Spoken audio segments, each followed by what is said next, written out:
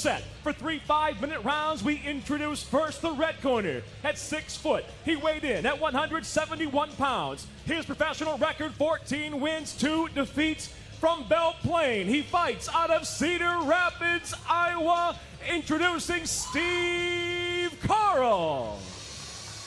And across the cage, his opponent fighting out of the blue corner at 6'1", weighing in at 170 3/4 pounds. As a professional, 18 victories, 4 losses, originally from Brazil. He now fights out of Atlanta, Georgia, Douglas, the Phenom Lima.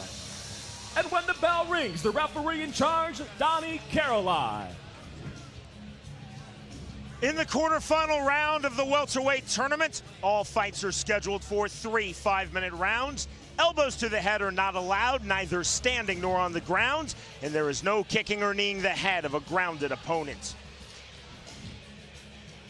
Season 5 welterweight tournament quarterfinal number 1. The winner through to the semifinals, the bell in round number 1. Tonight's Fight Clock is sponsored by Drive, starring Ryan Gosling, in theaters September 16th. There are no clean getaways. We've seen in previous fights, Steve Carl likes to come forward with his hands down. I don't think that's a good idea in this fight. Steve Carl is in the white trunks. Douglas Lima is in the gray trunks. Donnie Caroline is the referee. If you're Douglas Lima, you want to start fast, I think. Carl's, whoa, good right hand, he's hurt right hand. Carl looking to finish, got caught with an up kick. Man, going hard for that heel hook. Man, he was on roller skates, so wobbly. I know he doesn't have his wits back yet. Big reversal of fortune now as Lima takes the top position. Open guard now held by Steve Carl. Well, Carl has solid submission skills. Will he have a chance to use them while Lima's still rocked? Carl trying to throw from the bottom, closes guard. Wow, looked just like a clipping right hand. Caught him on the top of the head. That's a good shot to make your balance go, and it looks like that's what happened. Carl trying to sit up, still closing guard. If you're Lima right now, you got to clear your head, stay tight, not give anything up. Looks like he's fighting on instinct now. Carl throwing with the left hand. Carl walking up his closed guard. Lima not being that aggressive here. I think he knows he was hurt. Needs to clear the cobwebs. Lima moved with his family from his native Brazil to the United States at the age of 11. His only sport in Brazil was soccer. He wanted to be a professional soccer player. Supported the great Brazilian club Flamengo. Did not start Brazilian Jiu-Jitsu until age 13 in the U.S. Big kick there from Lima. Now Lima's back on his feet. Does he have his legs under him? That's the important part. Did he get his balance back? Carl, a U.S. Army veteran, stationed in both Iraq and Kuwait, just avoids that body kick. Jimmy, last season you called Steve Carl a grinder. He took exception to that, but you meant it in the best sense of the term. No, he's a finisher. I didn't mean that he doesn't finish fights, but the way he finishes is he wears you down until you give him something. He fights with a lot of pressure. We saw that against Brett Cooper. He walked through a lot of punches, kept the pressure on Cooper. That's how he won that fight. Same with Tyler Stinson. Was caught in a vicious triangle, but able to power his way out and got the guillotine. Spinning back kick there, somewhat half-heartedly by Carl. There's no quit in Steve Carl.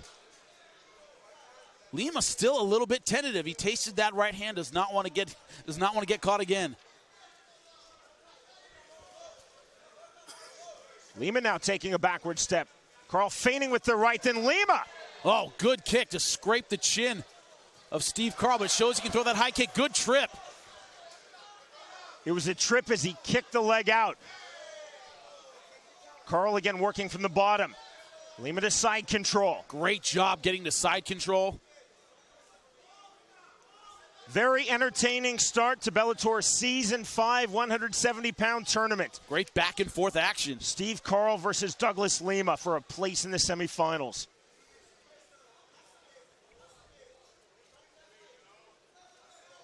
Carl doing a good job getting his guard back. Now in half butterfly guard. Thing is about Lima is he's very long-limbed. He has long legs, long arms. It's easy to leave those limbs behind and get caught in the guard if you're not careful. That's the one time is on top in guard. It's better to have those short limbs. Very hard to catch a guy. Good pass, though, into side control. Coolly passing the side control for Lima. Final minute now of a very entertaining round number 1. I thought Lima was going for a spinning armbar, couldn't find it. Karl now looking for an up kick. Big kick there from Lima. Karl to his feet.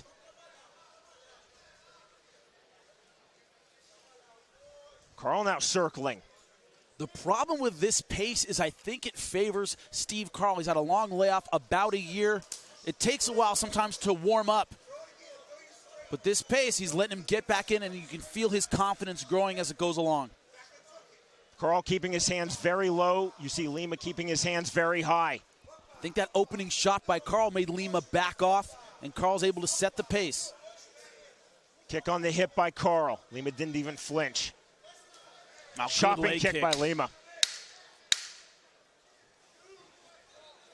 Karl with the shot. Lima with the body lock. Good first round. Karl went in to finish, could not do it. Round number 2 of this opening welterweight tournament quarterfinal.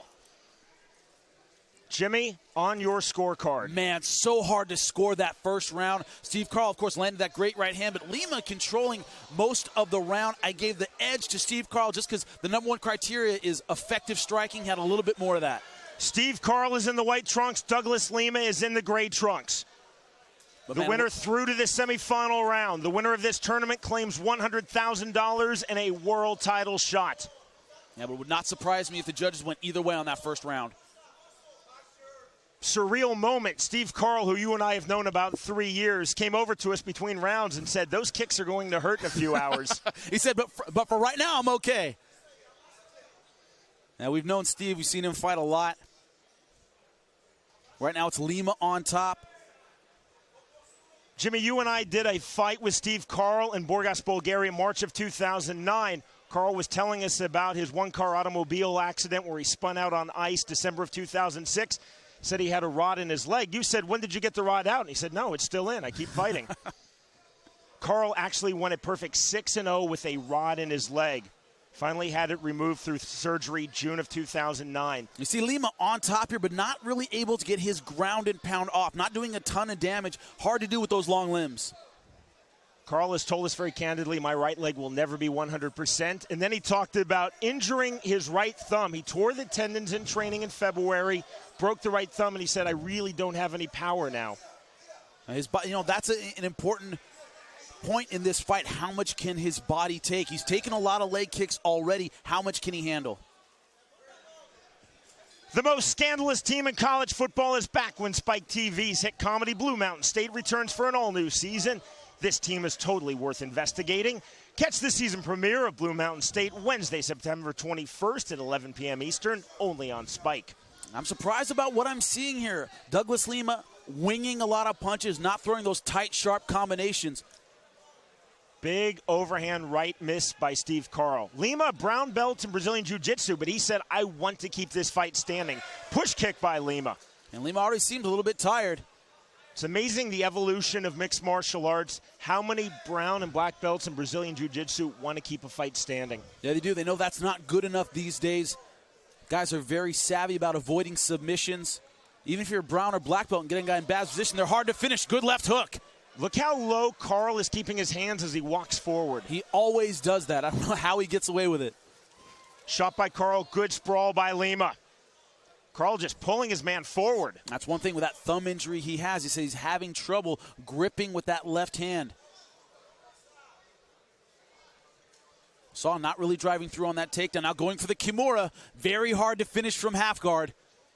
Karl fishing for the Kimura, trying to establish wrist control. Has it figure forward. Hasn't cranked on Lima, at least not yet. He's got to pull it out, get that fist beyond the hip of Lima, but Lima just passing guard here. Now Lima can step over, circle over the head, and get the armbar. Just like that. And Karl pulls out. Yeah, smart move by Lima, though, not committing.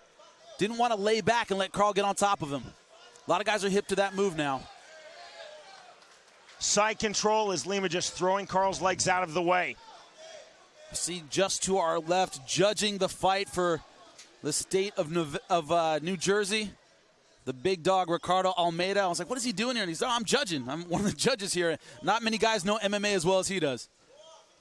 Always nice to have celebrity and very well-credentialed judges. The other side, I see Jeff Blatnick, another name everybody should know. Good left hand by Lima. Final minute now of round number 2. Carl posturing on his hip, trying to shrimp out. Good pressure by Lima. Once again, looks like he's going back for that Kimura. Carl reaching through, again getting the figure 4 on Lima. Problem is, Kimura is one of those moves people call it a strong man's move. It's very hard to get. Costs you a lot of energy if you don't get it. Really great jiu-jitsu guys I know, guys like Marcelo Garcia, say, I never go for the Kimura. It just costs too much energy. Carl letting that go, holding half guard. Lima now staying very heavy in this top position. See that shoulder just leaning on the cheek and chin. That's what you're supposed to do in half guard. Keep the other guys back flat, and that's what he's doing to Steve Carl. He has controlled the majority of this round. Lima still holding top position, using body control, not taking chances. Carl holding the body lock, trying to sit up and through. This is the Bellator debut for Douglas Lima. You see his last fight, a first-round TKO win over Terry Martin. 3 wins. His last 3 fights, TKO, 2 submissions, all finishes. Let's see what he has for this 3rd and final round. Round number 3, welterweight tournament quarterfinal number 1. Jimmy, on your scorecard.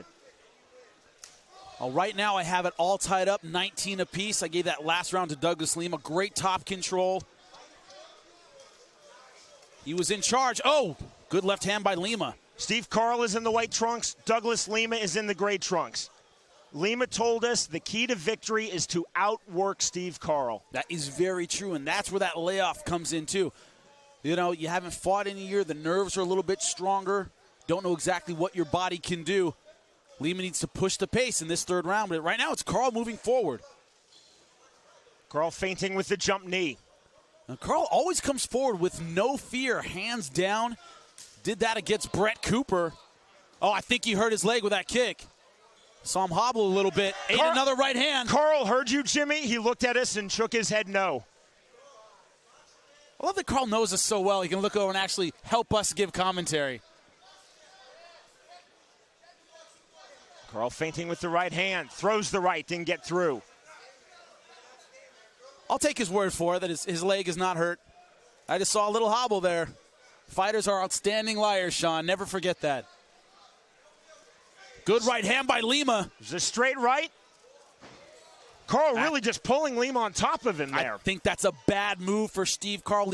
Lima has been very successful on top so far. That's how he won that 2nd round. Lima did tell us very candidly he thought Carl was very dangerous on the ground. He said that's one of the reasons why I want to keep this fight standing. He felt he had a much bigger advantage in the stand-up. Well, you know, that 2nd round, he was on top in this position in half guard a lot. Really dominated that round, so I don't know why Carl will pull guard in this situation. Carl still holding half guard. Especially if his leg's not hurt, like he told us. Lima looking for his 7th consecutive victory and victory in his Bellator debut. The winner through to the semifinal round of this 170-pound tournament. Lima now to side control.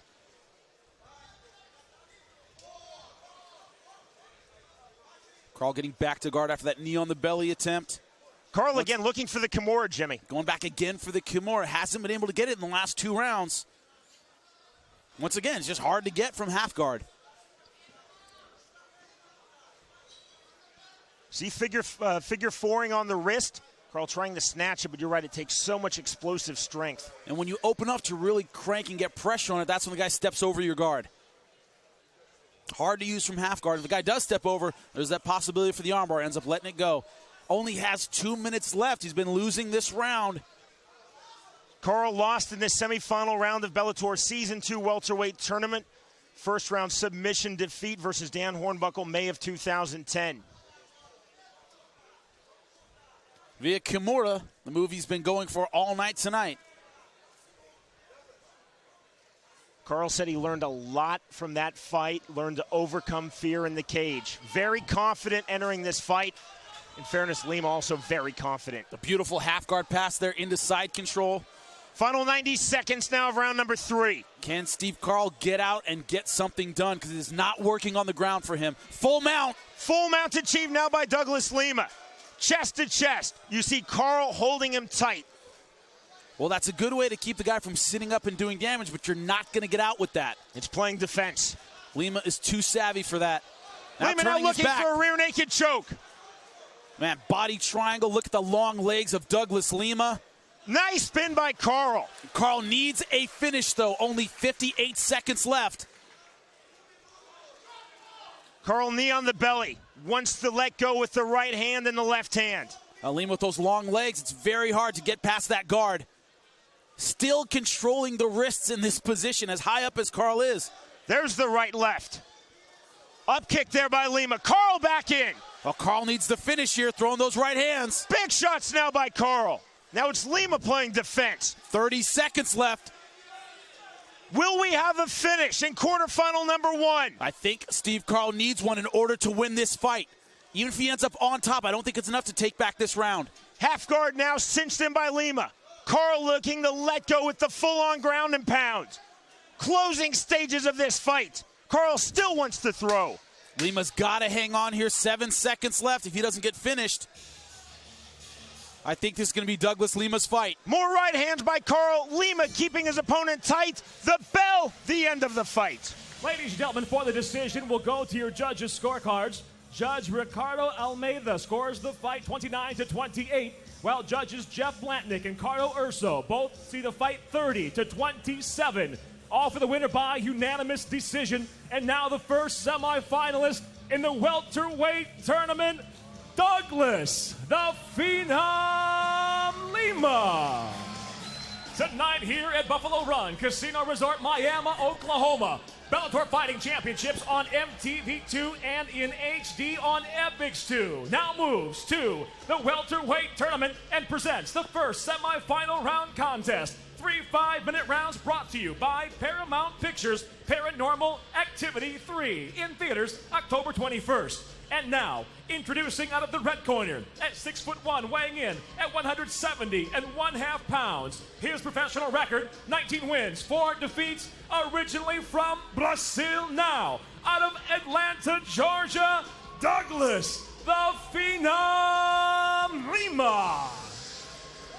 And across the cage, his opponent fighting out of the blue corner at 6'1", weighing in at 169 3/4 pounds. His professional record, 9 wins, a single loss, from Cleveland, Ohio.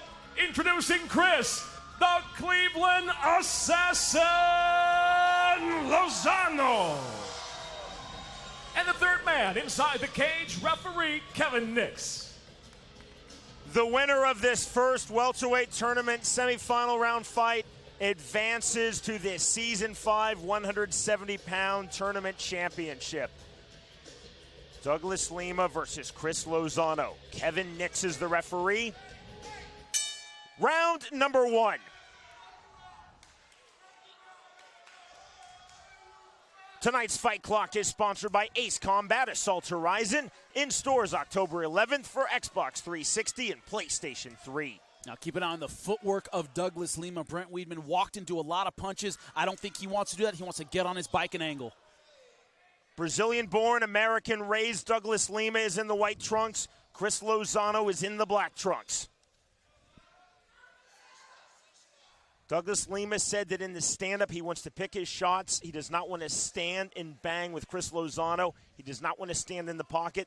Lozano said, I want to turn this into an all-out boxing match. He wants a boxing match, but he's a good counter-puncher. He tends to wait for the other guy to come in, and he counters very effectively. So it's about who can initiate without leaving themselves open. Lozano said very candidly, and he's a very cerebral fighter, a very honest fighter, he said, put us both in a gi. I think my opponent, Douglas Lima, would have a huge advantage. In MMA on the ground without gis, I can punch. Well, I think it's going to be pretty even on the ground, but in the stand-up, I, meaning Lozano, feel that I have a huge advantage. Oh, a little bit of a nut shot going in there. Low blow there. Good sportsmanship. Referee Kevin Nix said, clean shot, let's go. Good sportsmanship. Lozano didn't jump on him. Slapping kick there by Douglas Lima. You can insert your own Mayweather joke there if you like. those of you following at home. Straight left hand by right hand Lozano. over the top. Counter right, then Lozano firing back with the right hand. Good trading on the inside from both men. You see Lima angling out afterward. He's not staying there. He's trying to cut angles at the end, not stand in front of Chris Lozano. Lima missing with that kick. Kick right on the kneecap. Not fully committed, though, by Chris Lozano. I think that kick actually hurt Chris Lozano a little bit. Checked a little bit with his knee. It's Lima who's stalking Lozano at the moment. Oh, Big good right hand. Lozano pouncing. Single leg held by Douglas Lima. Good left hand by Lima. That was Lozano taking a backward step. Oh, good uppercut. Big shots, then the thigh kick. Now Lima coming forward. Lozano on his bike. Wow, outstanding exchanges by both of these guys. Lozano just missing with that clubbing overhand right. Halfway through a very entertaining round number 1. The winner through to this tournament final. The winner of this championship receives a check for $100,000 in a world title fight versus Bellator's reigning 170-pound world champion, the undefeated Ben Askren. That's if Ben Askren gets past Jay Hawn, which is no easy fight, October 29th. Great point, Jimmy. That in Kansas City, Kansas at Memorial Hall. No disrespect to Jay Hawn. More correctly, he's going to be mad at you next time he sees you. I think he's mad at you already, Jimmy. He's already mad at me, but I stood up for you, Jay. I just want you to know that. Nice jabs. Lima is using his length very well. Straight jabs, really long punches. Trying to keep the hard hitter at a distance, even though Lozano has a longer reach. See Lozano circling. Staying on his bicycle. I think he got stung by those punches and those exchanges. I think he respects now the power of Lima. Beautiful jab. Great left hand there on the jab by Lima. Backs up Lozano even further. Good combination ending with the kick. Lozano trying to pounce on the counter. Lima holding the body lock, looking for the takedown. Now Lima's got a good strategy against a power hitter and counter puncher like Chris Lozano. Keep that jab in his face. So far, that's working very well. Lima, the brown belt in Brazilian Jiu-Jitsu, feels that he has a sizable advantage on the ground, and he takes it to the ground.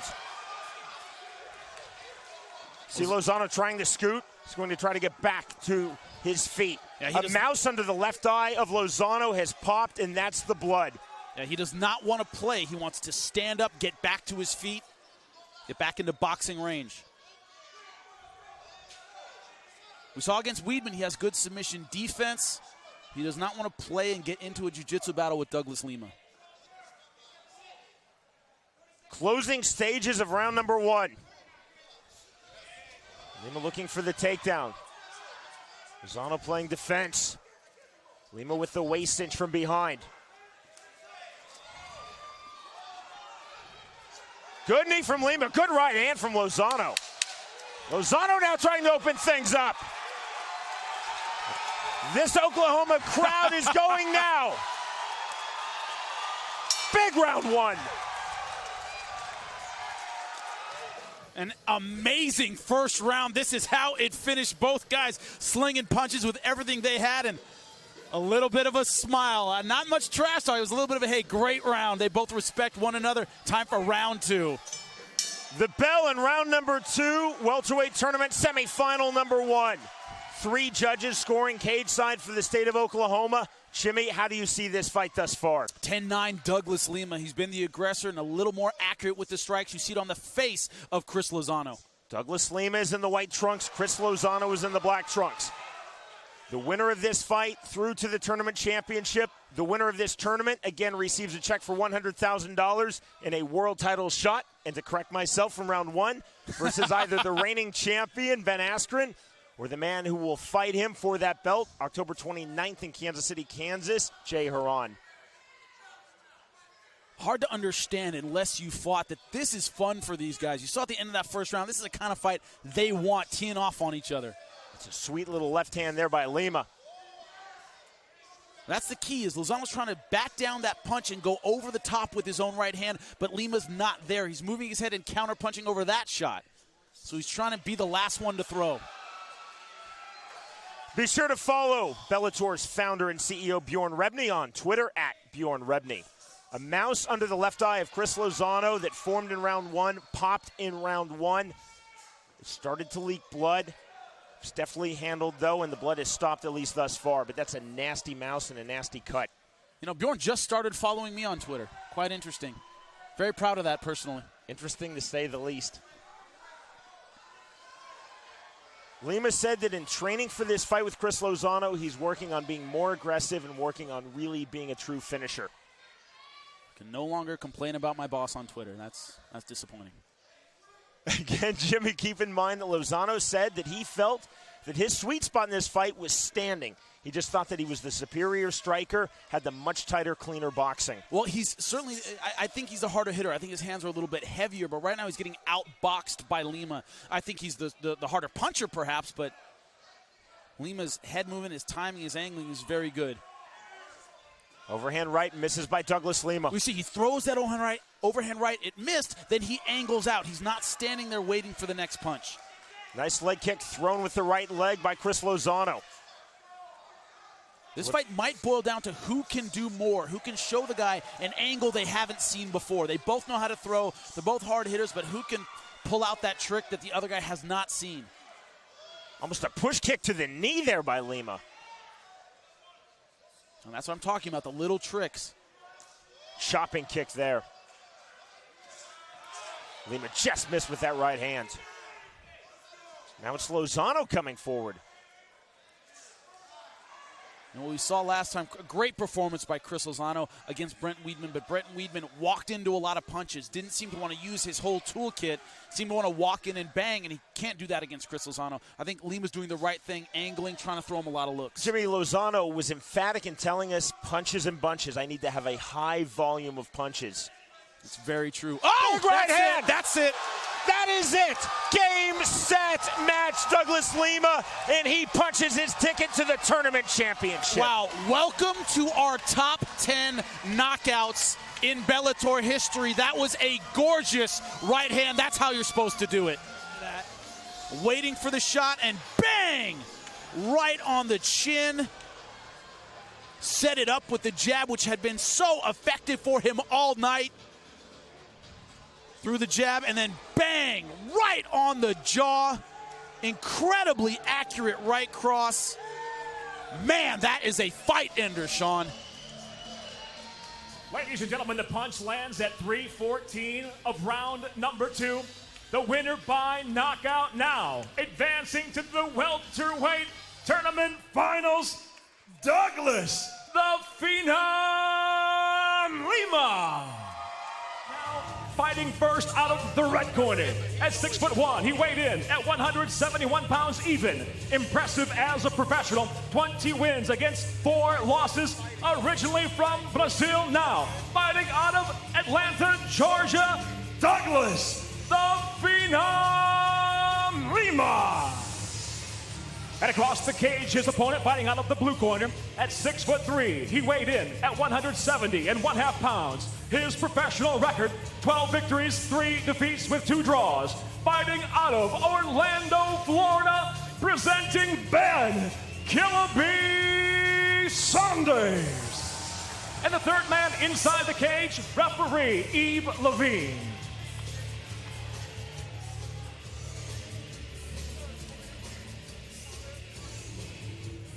Guys, protect yourself at all time. We'll bring my command at all time. If you want to touch it up, do it now. Go back to your corner.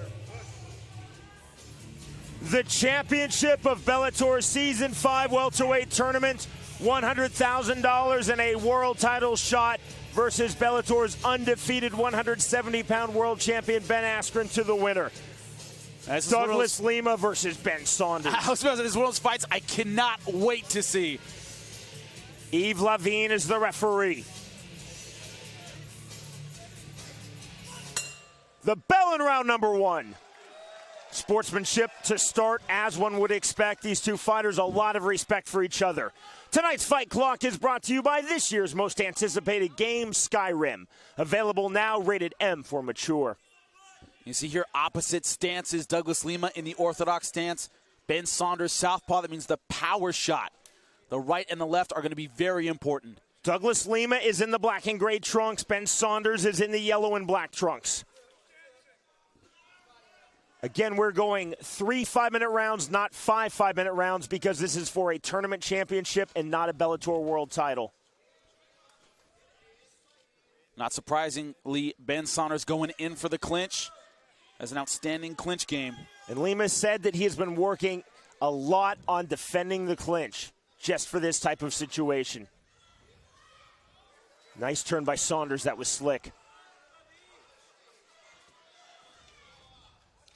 Lima trying to change levels, finding no success. Neither guy has outstanding wrestling. They're both good strikers. They both have great jiu-jitsu. Neither guy has that solid wrestling background. You're not going to see them overcommit to a takedown.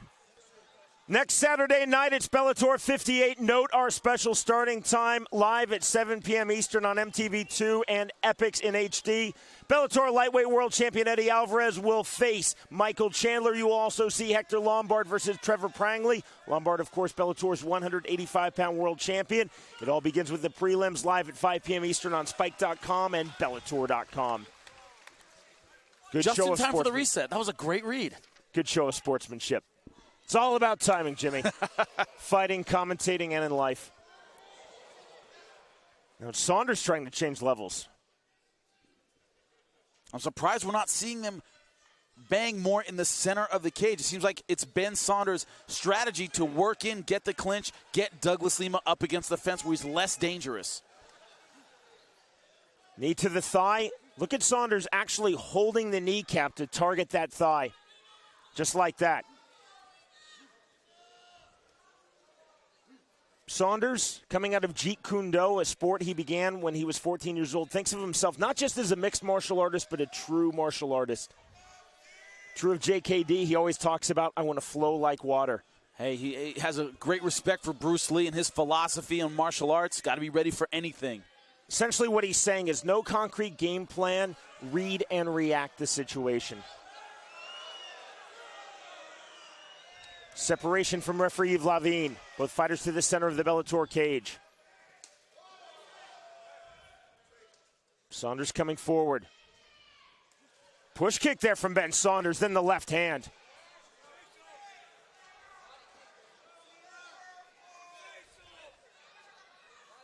Lima said he really wants to be cautious, not just of Saunders' outstanding clinch game, but also his long reach. Saunders 2 inches taller than Lima. He's 6'3" to Lima's 6'1", but he looks a lot longer and rangier. Neither guy's really landed a significant shot so far. It's been Lima. Oh, that was a nice leg kick. Good chopping inside kick by Lima, his best kick of the fight thus far. I was about to say, it's Lima controlling the center. You see the reversal here, putting Ben Saunders up against the fence.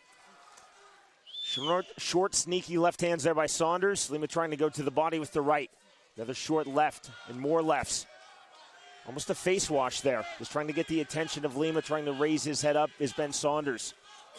Good stiff right hand straight down the middle thrown by Lima. Good pressure by Lima here.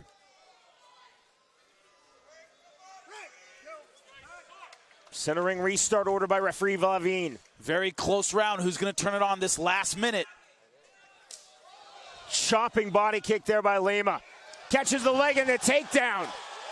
Wow, great sweep. Beautiful sweep as he was taken down by Saunders and lands in full mount. What can he do now? Yeah, 40 seconds left. That is a lot of time. Lima trying to turn. Big elbow strike by Saunders, then another. Saunders almost in a can opener position and letting go with the elbow strikes. He is mounted and almost has a body triangle position. You can see his foot on the other side. He has his leg all the way under Lima's back. That is long legs. Lima trying to keep his cool, flat on his back, closing seconds of round one. Saunders trying to let go with the elbows just like that. Lima looking for the up punch. More big elbows from Ben Saunders. That gets the attention of the crowd.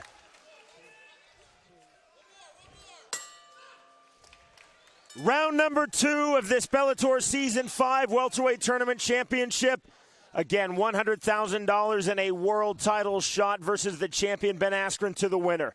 Jimmy, on your scorecard. 10-9. Ben Saunders, I thought he stole around with that performance at the end. Got the mount, landed some good strikes. A very close first round, but it ended Ben Saunders' way. I think that tipped the scales. Douglas Lima is in the black and gray trunks. Ben Saunders is in the black and black trunks. So Lima driving through. Saunders going for a very high knee. Good idea, didn't work. Lima going for an outside trip. Good idea, that didn't work. Again, Saunders saying, Lima's my shadow. Everything I do well, he does well. Saunders said, my one weakness is wrestling. His one weakness is wrestling. Yeah, I don't know a shadow that hits like Douglas Lima. Again, center ring restart, center cage ring restart, ordered by referee Vlavin. Saunders missing with that head kick. Inside kick there by Saunders.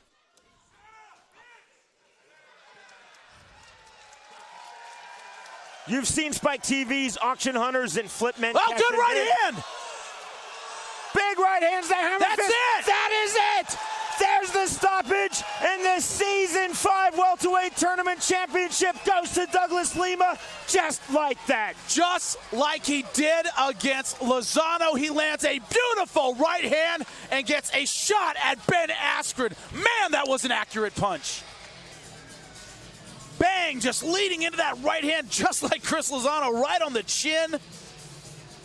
Ladies and gentlemen, inside the Bellator cage at 1 minute 21 seconds into the second round, referee Yves Levine steps in and calls a halt to this contest. The winner by knockout, now the Bellator Season 5 Welterweight Tournament Champion, Douglas the Phenom Lima.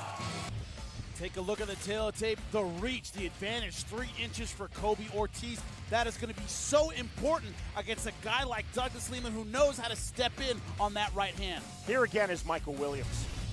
From Casino Rama, Bellator Fighting Championships now moves to 3 5-minute rounds at 180 pounds. Presented by Everlast, unleash your warrior. We now introduce first the red corner. At 6 foot, he weighed in at 179 3/4 pounds. His professional record, 13 wins, 3 losses. From San Manuel, Arizona, Kobe, the Stunner Ortiz. And across the cage, his opponent fighting out of the blue corner at 6 foot 1, weighing in at 179 1/2 pounds. The Season 5 Welterweight Tournament Champion and World Title Challenger tonight returns with 21 professional victories, 5 defeats. From Goiânia, Goiás, Brazil, now out of Atlanta, Georgia, Douglas the Phenom Lima. And the referee in charge of the action, Marc-Andre Cote. Kobe Ortiz sees this as a great opportunity to get a quality win versus an outstanding opponent. Douglas Lima sees this as a start back on the road to redemption. Round number 1, Ortiz in the yellow trunks, Lima in the black trunks. So important in a fight like this, who's going to establish the range? Who's going to use the jab effectively? I think that might be important. Lima missing badly with that kick. He's switching southpaw and orthodox. I don't know if that's his plan, but you think it's important against a guy like Lima who hits so hard, keep him confused, change his stance, and we change the looks on him? I will say one thing that I think Lima is phenomenal at, that's his nickname for Phenom, is his defense. He's very good at keeping his chin down. Everything's very good with his defense, which allows him to set up his strikes very well. Saunders shot from Ortiz. The fighters back to their feet. One thing I don't like about Ortiz, hands very low. Lima very fast with that right hand. You got to keep your defense tight against a guy who hits that hard. Absolutely, he keeps dropping his hands when he throws his strikes. He might catch a counter, and that overhand right is deadly. I hit you, Lima. Look at the difference in the striking stances. Lima very tight. Look at the hands of Ortiz. He's loose, maybe thinking he can catch Lima coming in. Huge right hand by Lima. And that's the right hand that we talked about. There you go. We'll see how much longer this fight goes. Douglas Lima, an outstanding finisher. He gets his elbows in this since it's not a tournament fight. A beautiful transition to full mount. He's in good position now. Ortiz holding on, trying to keep Lima close and out of punching range.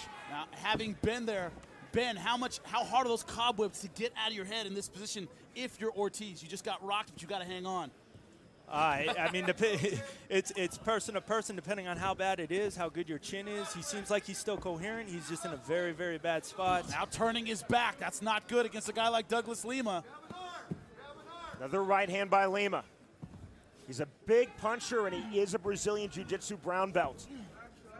He's doing real good, being methodical, position before submission or strikes, trying not to lose a very, very dominant position right here on his back. Oh, man, great hip pressure as Ortiz flattened out.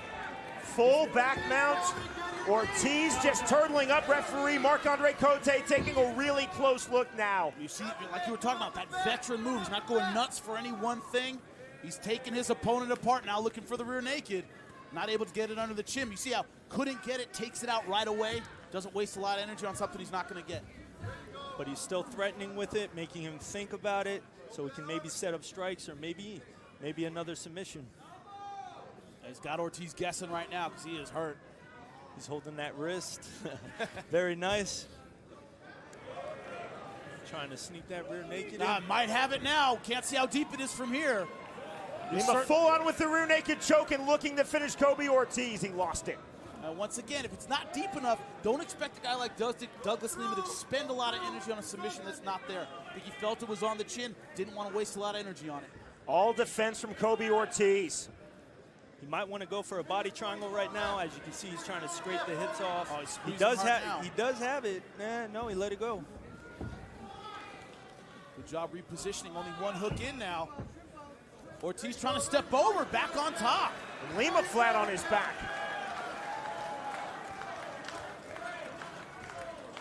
Lima doing a good job trying to keep his posture down so he can't range strikes on him. Trying to play with his wrist control, maybe go for a submission.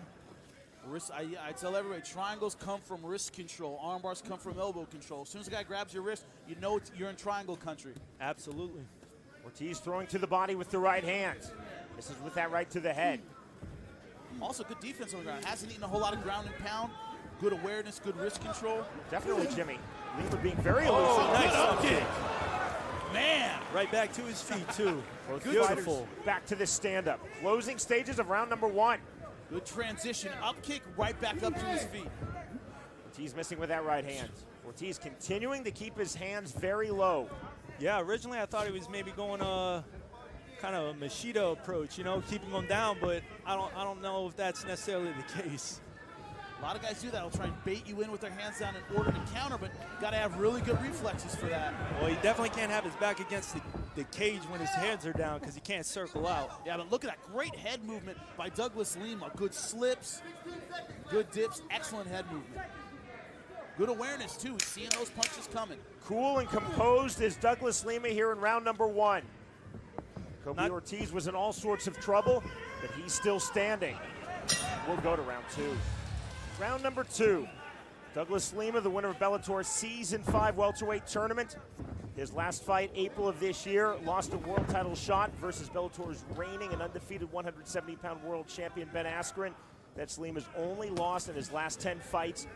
Very hungry was Douglas Lima coming into this fight. Again, has put a big focus on improving his bottom game and improving his wrestling. You can see he keeps trying to control the center of the cage, keep trying to pressure him back. I don't really see too much footwork going on here, so that on an advanced level of striking, there's not so much going on there, but Lima doesn't need it because, like I said, his defense is phenomenal, so he's able to just wait and either counter or when Ortiz keeps his hands down, it just, look, I mean. Easy pick in target practice, the guy's got his hands down. Also, important to the judges, he's keeping the center of the cage. He's the one being the aggressor. In a close round, you go with the guy who's pushing the action. That's Douglas Lima. Absolutely. With my broadcast partner, Jimmy Smith, and the outstanding Bellator 170-pounder Ben Saunders, I'm Sean Wheelock. Bellator 79 from Casino Rama in Rama, Ontario. Round number 2 of this Bellator catchweight fight at 180 pounds, Kobe Ortiz versus Douglas Lima. You will see both Lima and Saunders in Bellator's season number 8 welterweight tournament coming your way in 2013 on Spike. Jimmy, how did you see round number 1? Only way you could see it, 10-9. You could have gone 10-8 with that round, but I thought Ortiz got back into the fight, got on top. I gave it 10-9 Douglas Lima. Ben? Absolutely. 10-9. One thing that Lima seems to be doing is he's pressuring him forward, but every time he brings him back to the cage, man, he's not able to use that footwork to get out, and his hands are still down, and that's basically a really bad situation. He's getting cut off from both angles, and he's going to get knocked down again. or knocked out. Ortiz said that his strategy was round 1, try to keep it standing, stay on the outside. Round 2, start to implement what he felt as superior wrestling. Instead, he tastes the big head kick there. Ortiz, to his credit, is trying to answer back, trying to swing the fight in his favor, land some counter shots, but Lima just too tight. You see him here, chin down, hands up. Very hard to find an opening on a guy like that. Great defense. Straight left hand. Ooh. Ooh. The fighters trading in the pocket. Ortiz backs out. I think Ortiz was listening a little bit. He started using footwork more, circling away from that cage when he was stalking him down. A lot of swelling now around the right eye of Kobe Ortiz. That's courtesy of that snap left hand from Douglas Lima. Very unorthodox, man. I just saw him go southpaw. He went orthodox again. I don't know if he has a plan for that or if that's just like his style and what he likes to do. Now, when you're fighting a guy like that who's changing stuff up, can it take a round just to get that timing and figure out, you know, where he's going and where to land that shot?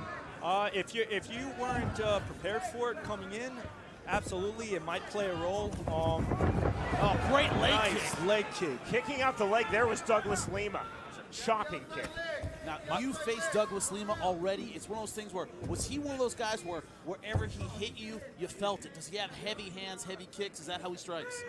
Yeah, he was, you know, I try to stress to most people in the fight game, your best bet is evasion over taking a block. When you block, you're taking damage no matter what, even if it's not serious damage. He's a very powerful, very, very powerful welterweight. Nice, he's going for it. Going for the anaconda choke here. Doesn't commit to it. We strongly encourage all of you watching to make a Hurricane Sandy donation to the Red Cross. You see the information how to make the donation at the bottom of the screen. Kobe Ortiz is hanging in this fight. Final minute of round number 2 versus Douglas Lima. He's trying to do, you know, a pretty veteran move, smash him into the cage. You can't make something work. You can knee the thighs to try to, you know, either make something happen or maybe in the later rounds it might take the step away. But against Lima, I don't really see too much power in those shots. His conditioning's great. He can take a lot of shots. I know you've trained with him. He's got a great work ethic. The question here is, if you're Douglas Lima, you know, you hit him with your right hand, he's still in front of you. Is there part of the mentality of, man, what do I have to do to finish this guy? Does it slow you down at all mentally when a guy keeps taking the shots and isn't going down? It can if you probably do that more than once or hit a huge flurry where you know personally you connected. Oh, speaking of flurries, Lima wanted the finish in the closing seconds of round 2. Can he find the finish before the bell? Big shots. There's the bell. To be fair to referee Marc-Andre Cote, I didn't hear the initial bell either. I heard that bell, round number 3. Apparently you have deafness. I heard it completely. Really surprised the referee didn't pull them apart. It's the guy with the bell actually, you know, rang it again. So Cote and I need to go right to the ear, you nose, and right throat to the doctor. ear doctor. There he goes, stalking him down, taking the center of the cage again, trying to set it up. That's what you're trained to do. Go back to the well. Okay, great. You didn't finish him in the end of the second round. Go right back to what you're doing because it's been working so far. Nice knee. Jimmy, what's your scorecard looking like? 2 rounds to none for Douglas Lima. Both of them 10-9, 20-18. Oh, another beautiful jab. Snap jab there. Ben, how do you see this? I wanted to rate it for Ortiz just so I could be that guy to go against Jimmy, but unfortunately I can't, But man. you can't go against right and correct. You know what I mean? You can go ahead and fight awesome all you want, Ben Saunders, but you know you agree with me. I agree. This once, possibly. Douglas Lima, once again, stalking him down. Hands are up. Ortiz, hands are down. Against the cage, it's not going to be a good situation. He could do a switch kick, a right hand and a switch kick. He was dropping his head down to that. See how he keeps dropping his head down? A switch kick. Oh, great right over the top. Surprised Lima hasn't taken advantage of that dip on the side. Or knee. Yeah, a kick or a knee. Ben, are you getting the sense that Kobe Ortiz is starting to get into the moral victory territory where he's thinking, just hold on, say that I've done He might still have cobwebs, you know? He might not really be all there. They checked his eye. I don't know what the deal was with that, if it was just blood or what. But, you know, He's on his toes. He's kind of on his bicycle trying to make something happen, but he needs to keep his hands up. Flipping left hand on the inside by Lima. Good job with that left hand. Both the jab and the left hook have both been landed. You know, Lima known for his right hand, but he's showing he's got developed boxing on both sides. That's important. One of the biggest things is when you see someone throw a punch, are they defending the other side of the face with the other hand, or is it dropping? Ortiz, every time he throws that jab, that right hand is low, a switch kick or a knee, light him up. No offense to him. I'm sure I'll take a look at this fight, see some mistakes maybe. Douglas Lima sticking with the program. There we go! Straight on the head kick. Now set that up with the right hand so he bobs his head to that angle. Oh man, vicious uppercut. Blood flowing now out of the corner as Lima snaps that jab of, that's a brutal looking cut on Ortiz's right eye. He does have a very strange looping overhand right. Snap jab again. But no answer for the jab of Lima. Lima's sticking him with that jab from the outside the entire time.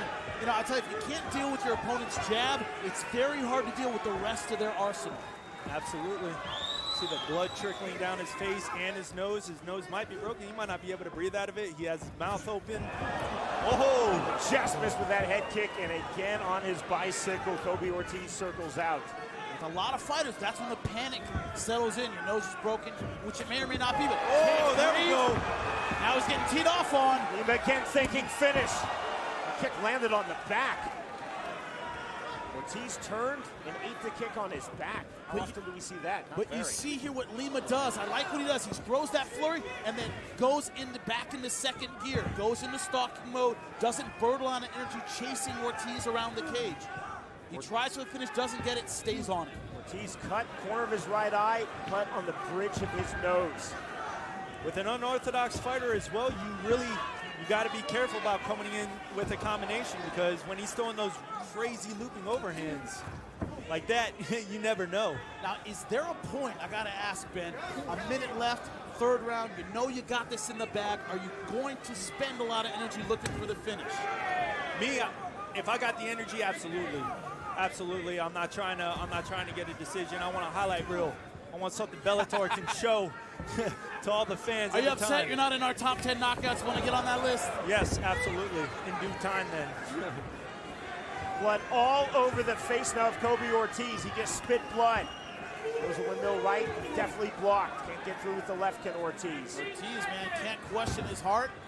Absolutely. I was just man, what a right hand! Big right hand is Ortiz. Oh, head kick. Turned and ate that head kick. Flying knee. The end could be very near. Elbow. And there It's it over. is. With 10 seconds left. Just as we were saying, will he go for the finish? He went for the finish. He's cut from the same cloth as Ben Saunders. Absolutely. Killer instinct. Ortiz turned on the punch, turned right into the head kick of Lima, and that was the beginning of the end. Ladies and gentlemen, the end comes officially 4 minutes, 50 seconds into round number 3. The winner by TKO, Douglas, the Phenom Lima. Let's do the numbers as our tale of the tape. See here the weight. They weighed in just 0.6 pounds apart. Throw that right out the window. Douglas Lima, a giant welterweight, walks around 205, 210. Tsarev doesn't cut that much weight. He's definitely the smaller fighter. Again, we go back to Michael Williams. Here at the WinStar World Casino, Bellator MMA now moves to the next welterweight quarterfinal 3 5-minute rounds. And now, introducing first, fighting out of the red corner at 5'11", weighing in 170 pounds even.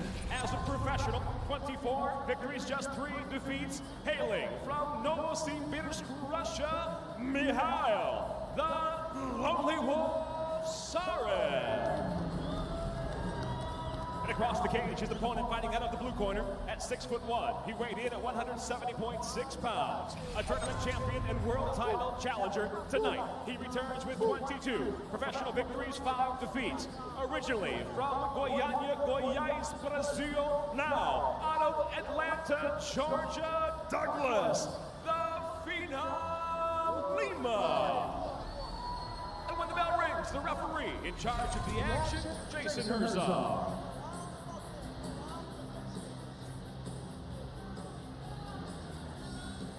Mikhail Tsarev, former Bellator tournament semifinalist. Douglas Lima, a former Bellator tournament First round, champion. fighter, you ready? Fighter, you ready? Let's fight! Round number 1 of this quarterfinal.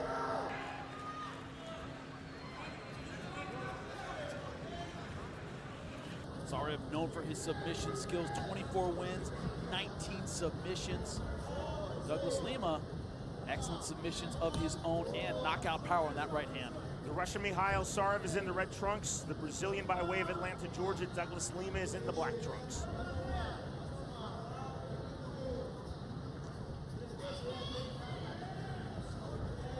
Feet by Lima. Cautious start. Yeah, very cautious. Both guys have a lot of respect for one another. A shot from Tsarev in the sprawl. No surprise there. Lima warned immediately by referee Jason Herzog for shots to the back of Tsarev's head.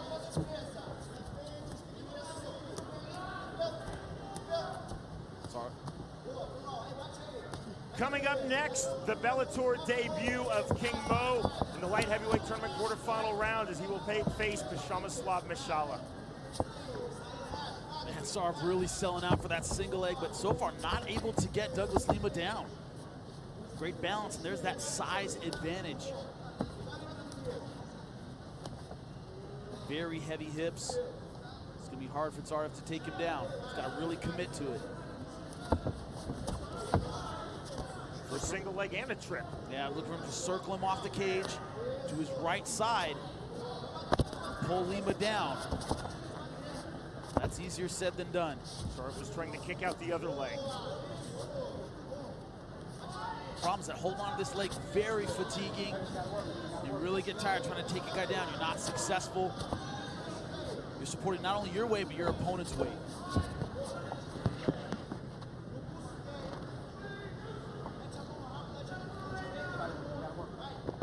For action from Jason Herzog. Tsarev still committing to this single leg.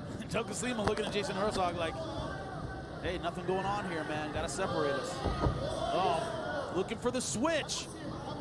Tsarev's still rolling, but man, now he's on the bottom. Watch the back of the head. There you go. I think that right there is an indication of Lima's pure physical strength. Yeah, and good balance. He has great technique. American top team brown belt. He has great jiu-jitsu.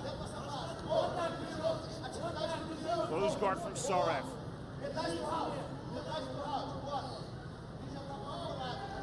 See Lima looking up to his corner. Lyman good, had a lot of success with Tsarev on top.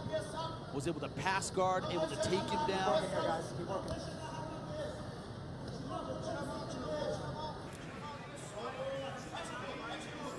You guys gotta work on him. Stand here.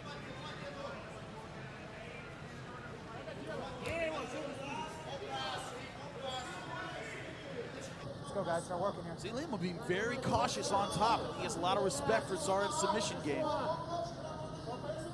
Not really unloading with his ground and pound.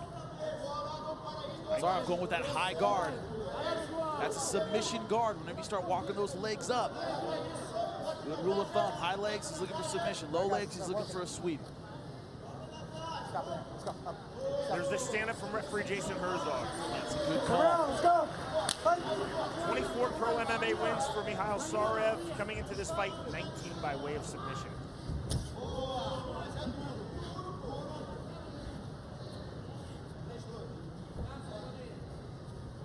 Feet by Lima.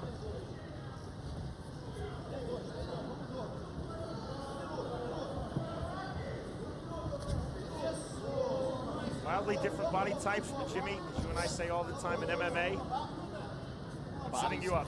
Bodies do not win fights. It's Thank very, you. very true. I mean, how the physique looks is not necessarily an indicator of how someone is going to fight. But Douglas Lima, he's always in great shape. We know he has a powerful right hand. Kick in the armpit by Tsarev.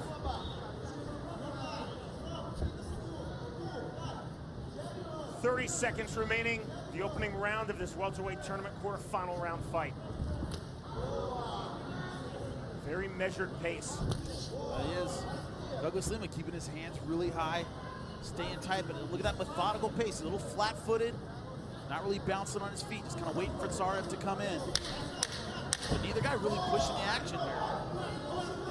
Lima in stalking mode, throws the push kick. Still Lima comes Stop there, forward. guys.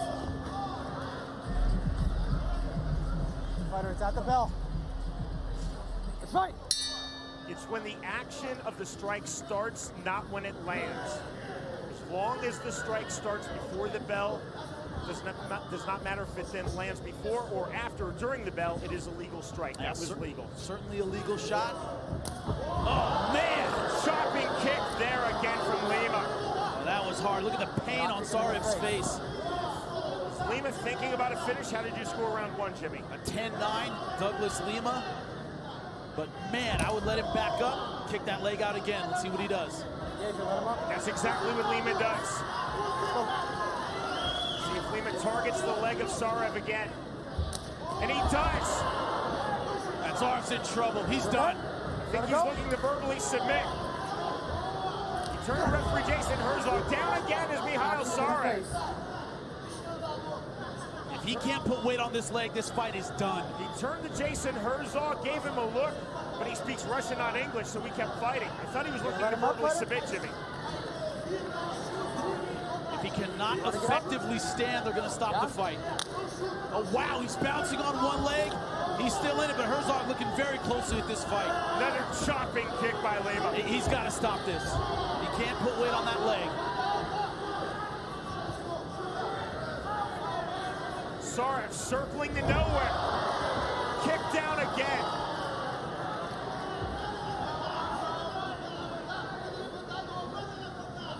And these are not something you want to mess around with. Smart by Lima saying stand up. We'll see if Tsarev can. They stopped it.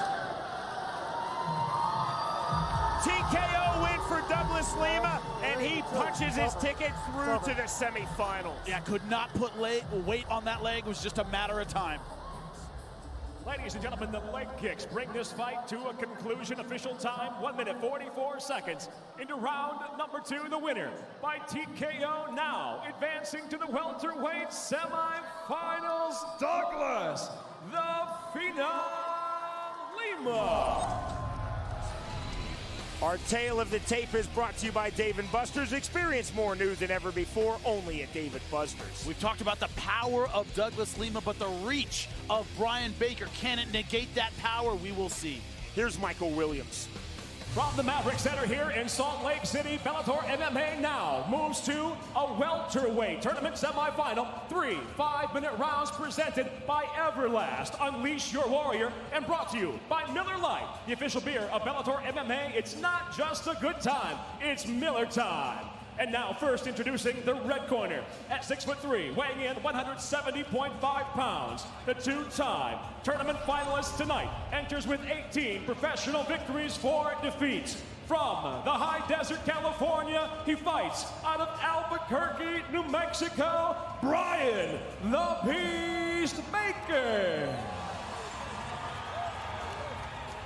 And across the cage, his opponent fighting out of the blue corner at 6'1", weighing in 170.9 pounds. The former tournament champion stands with 23 professional victories, 5 defeats. From Goiânia, Goiás, Brazil, he fights out of Atlanta, Georgia, Douglas the Phenom Lima.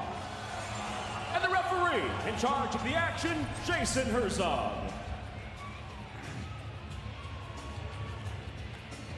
Bjorn Rebney, Ben Saunders. Saunders' opponent in the welterweight tournament championship will come from this fight. A very interested observer, to say the least, Sean. First round, fighter, you ready? Fighter, you ready? Let's fight! Here we go with round number 1. Our fight clock is brought to you by Miller Lite, the official beer of Bellator. It's not just a good time, it's Miller time. One thing about Brian Baker is a very awkward style, a very jerky kind of style. Can Douglas Lima time it effectively? Brian Baker is in the white and black trunks, Douglas Lima in the black trunks.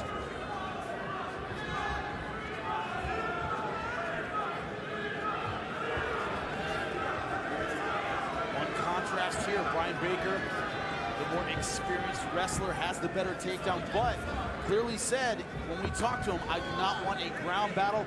I think Lima has great submissions. So he has the better wrestling, but will he use it? Side kick on the knee landed by Lima. Lima, very good jiu-jitsu. Holds the rank of brown belt in Brazilian jiu-jitsu. Side kick from Lima.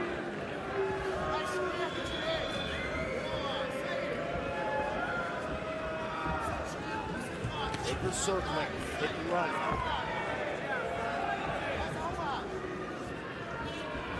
Lima wants to be aggressive, but he can't get careless. I think that leg kick is a really good idea. That landed flush. You saw how devastating they were against Tsarev. Stopped that fight exclusively with the leg kick. He kicks hard. Baker keeps circling to his right on his bicycle here. Trying to stay away from the right hand. That's why he keeps throwing that leg kick. Crowd's starting to get on Baker.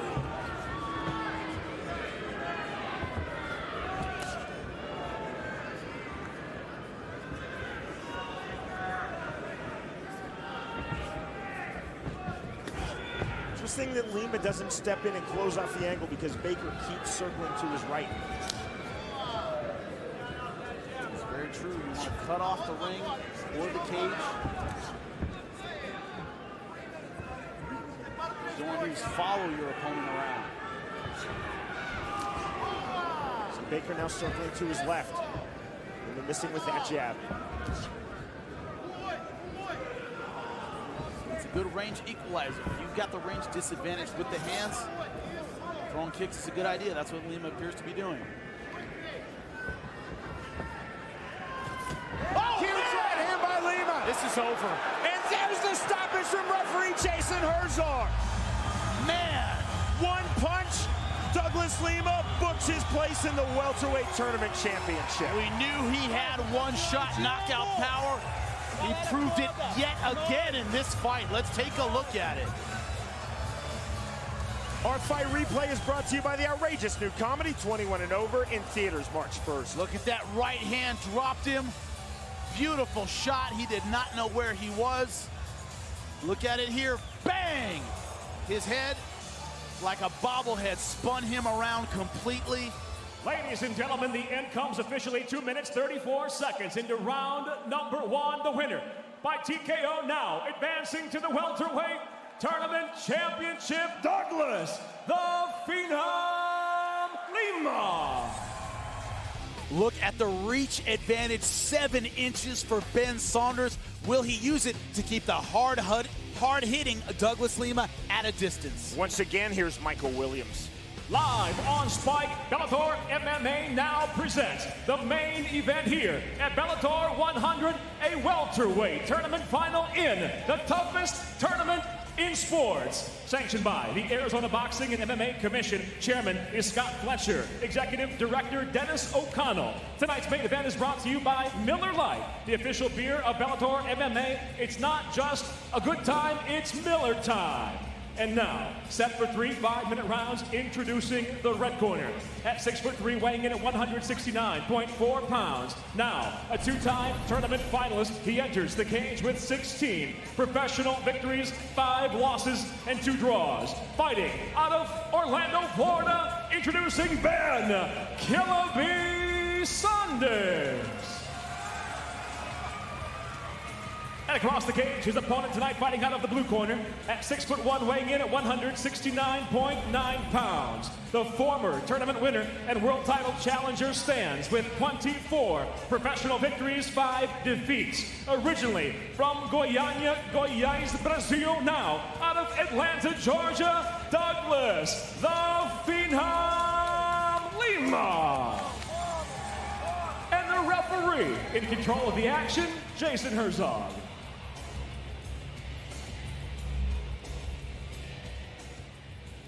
Fighters, gone over the rules in the back. This is for the welterweight finals. Blue corner, you have no questions. Red corner, no final questions. Touch gloves, come on, ready to fight. $100,000 and a world title shot to the winner of this Bellator welterweight tournament final. That man, Ben Saunders, versus his friend Douglas Lima, but the friendship, Jimmy, absolutely on hold right now. Round number 1. The Fight Clock is brought to you by Miller Lite, the official beer of Bellator. It's not just a good time, it's Miller time. You won't find two more likable guys in all of MMA.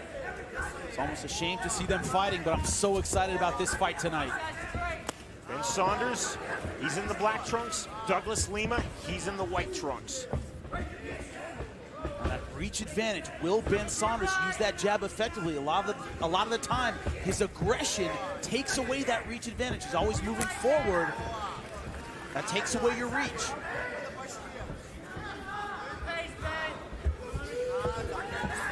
Reach to Saunders, Jimmy. Would you say power and striking to Lima? Yeah, definitely. He has more one-shot power. Where Ben has the one-shot finishing power is with his feet. Very accurate with his kicks. That'll put you down. Accurate kicks there. That was on the kneecap. The fighter's landing kicks. See Lima, though, targeting low. Up the waistline for Lima there on the kick. Ben Saunders more the like slice you up, wear you down kind of finisher. Lima hits you once, you don't know where you are. Ask Chris Lozano. Ben Saunders the first time. Brian Baker, he only needs one.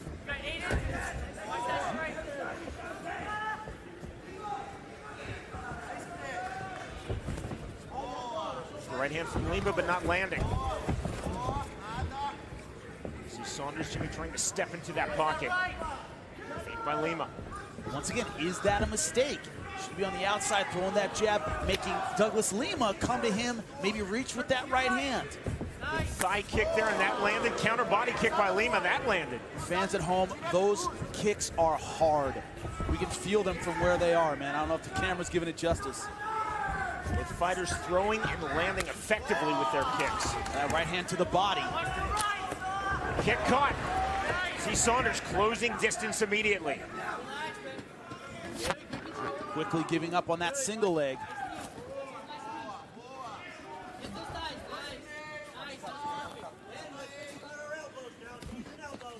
Knee to the thigh by Saunders. Knee to the stomach by Saunders. It's a little cut over the left eye of Ben Saunders. Doesn't look too bad yet. Outside of the left brow.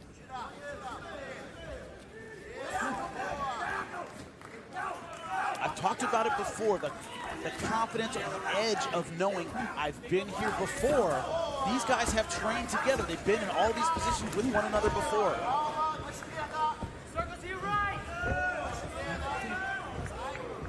Kick just missed from Saunders.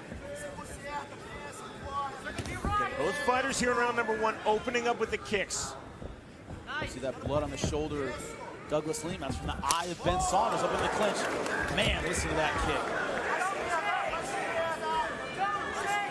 Hands high and tight for Douglas Lima. Looser hands for Saunders. That's Lima landing with the left. It's a high inside thigh kick there landed by Saunders. Close first round, very much up for grabs. Scored on the Bellator app, you're the fourth judge.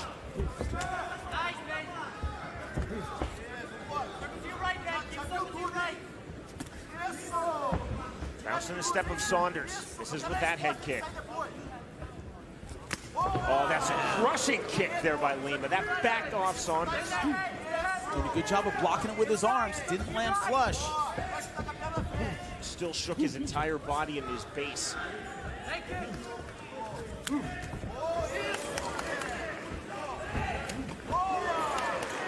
the inside right, but it's Saunders coming in. I think Lima's finding his range a little bit better now. He's staying out of that clinch. 40 seconds remaining round number one. Nice check. That's something not a lot of guys do. Turned toward it, took the steam off that kick.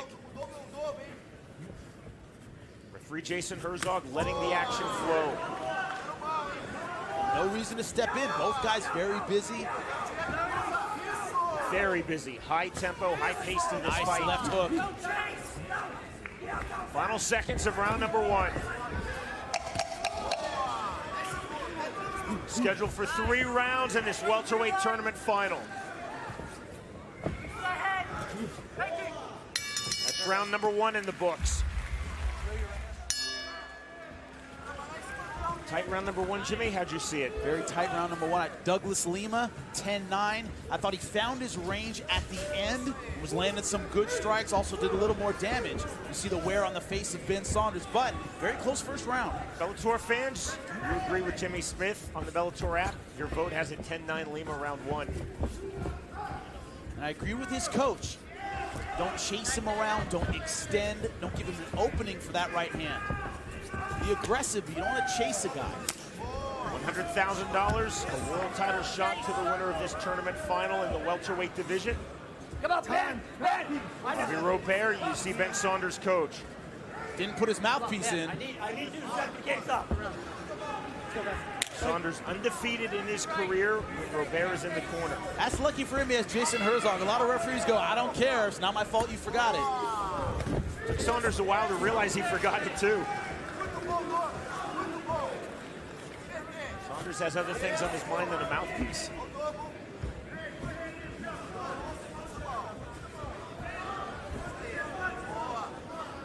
Saunders now circling out. Douglas Lima coming forward.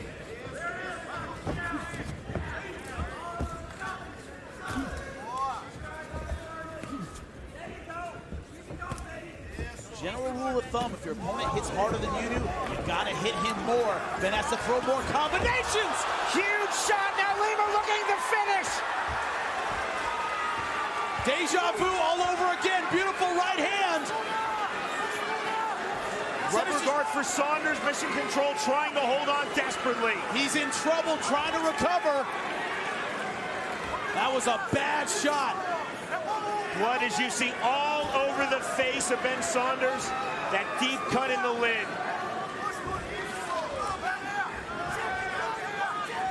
Saunders knocked down, but not out. And that left eye is a disaster. That shot was right on the eye. Ben Saunders needs to finish this fight right now. I don't see a lot of doctors letting him go, even if he makes it out of this round, Sean. Talk about double urgency. He's hurt, he's bleeding, he's in trouble. If he goes back to the corner, man, good chance the doctor stops this fight. Right now, holding the open half guard on Douglas Lima. We'll see if Lima targets that eye. Look at Saunders wiping the blood away. Credit Ben Saunders' heart. His vision has to be almost nothing, one would think, in the left eye. Yeah, it's finished. He's seeing one. Right now, he's seeing in 2 dimensions. Going for the leg lock. Not going to get it from there. It's not deep enough. Lima just trying to pop free. There's this sense of desperation for the finish you talked about from Saunders. He will not get it from here, I'm telling you. On cue, he does it. Lima's out. Saunders back to his feet. Crowd is on their feet, as they should be. Spectacular heart and character from these 2 fighters. He is bloodied, he is desperate. He has no depth perception, but he has to land a knockout shot, in my opinion. I do not see a doctor letting this go to the 3rd round.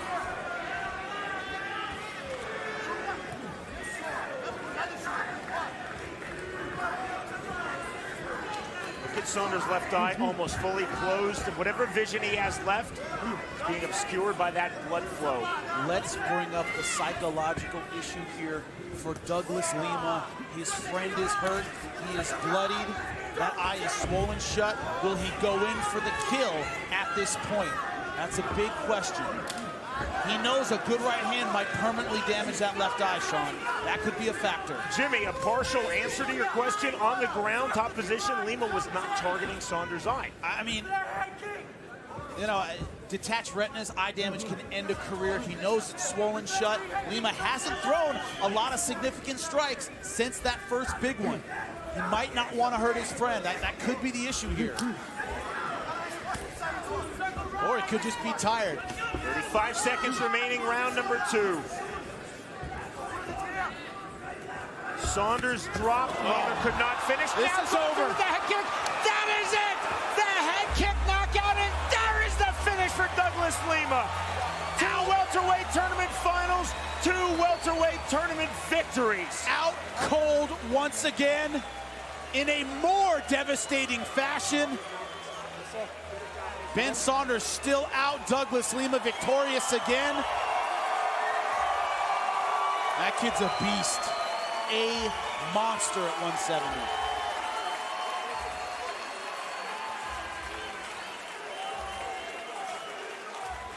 Started out in trouble. Left eye was cut. And then bang, look at that uppercut. Tried to finish on the ground, couldn't get it. Take a look at it again. Bang.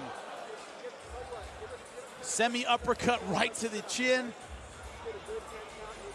That eye is a total mess. Went for the finish, couldn't get it. And then when they were back on the feet, the body shot set it up, but it was that high kick right behind the ear. Ben Saunders is done. Ladies and gentlemen, the end comes officially 4 minutes, 33 seconds into round number 2. The winner by knockout now, the winner of the welterweight tournament, Douglas, the Phenom Lima. Look at the weight, both of them made 170. Let's not kid ourselves. Douglas Lima, a giant at 170. Rick Hawn fought comfortably at 155 pounds. Back we go to Michael Williams. Ladies and gentlemen, from the Mid-America Center, Bellator MMA live on Spike now presents the main event of the evening. 5-minute rounds for the Bellator Welterweight World Championship. Sanctioned by the Iowa Athletic Commission. Director is Joe Walsh. Tonight's world title fight is brought to you by Miller Lite, the official beer of Bellator MMA. It's not just a good time, it's Miller time. And now, introducing first fighting out of the blue corner at 5'9", weighing in 169.7 pounds. Now, a two-time, two-weight class world title challenger. He stands with 18 professional victories, only 2 losses. Ladies and gentlemen, the U.S. Judo Olympian fighting out of Blairstown, New Hampshire, introducing Rick Hawn. And across the cage, his opponent tonight fighting out of the red corner at 6'1", weighing in 169.8 pounds. Now, a 2-time world title challenger tonight. He enters with 25 professional victories, 5 defeats. Originally from Goiânia, Brasil, he fights now out of Atlanta, Georgia, presenting Douglas, the Phenom Lima. When the bell rings, the referee in charge of the action, Rob Hans. All right, gentlemen, this is 5 rounds for the Bellator welterweight title. We've been over the rules. I expect you to follow my instructions. Protect yourself at all times. Douglas, any questions? Rick, any questions? All right, touch gloves, back up, we'll get it going. Jimmy, your keys to victory are presented by Victory Motorcycles. Ride one and you'll own one. Douglas Lima keep off the fence where Hawn can work his judo and use the leg kicks early to slow him down. Rick Hawn needs to get in that judo clinch and beware of that right hand of Douglas Lima. It is lethal. Scheduled for 5 5-minute rounds for Bellator's welterweight world title. You ready? You ready? Rise up, let's go. The bell and round number 1. Our fight clock is brought to you by Miller Lite. It's the official beer of Bellator, and it's not just a good time, it's Miller time. Lima in the black trunks, Hawn in the white trunks.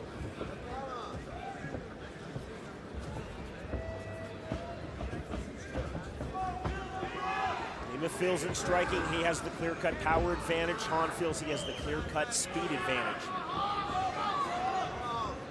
Hawn does well as he throws in combination. It's usually just not one punch.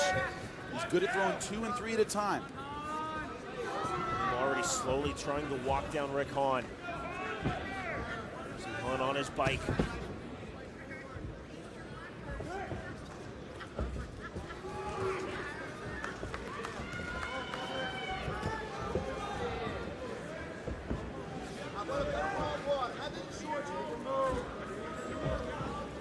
Methodically moving forward, trying to cut the angles. Rick Hawn angling so much more than he normally does in fights. He respects that power advantage of Douglas Lima.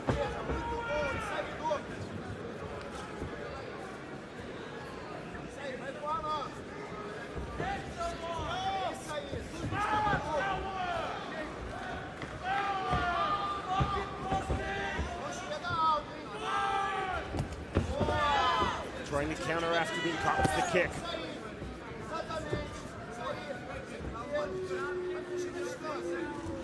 Jimmy, Lima standing very tall, very straight up moving forward. He has his chin tucked, but it's Hawn who has to use his angling. He's the one that's looking for his opportunities. Douglas Lima very confident moving forward. That's what I meant about that leg kick. If Hawn's playing the angling game, he's staying outside, Lima can punish him with those leg kicks. Nice jab. That's how we stop Tsarev. Kick that leg right out from under him. Trying to double up his jab. Saunders, a very tall welterweight. Douglas Lima head kicked him unconscious.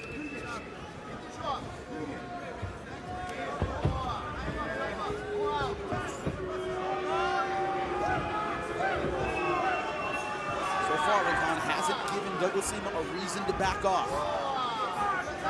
And the low kick from Lima.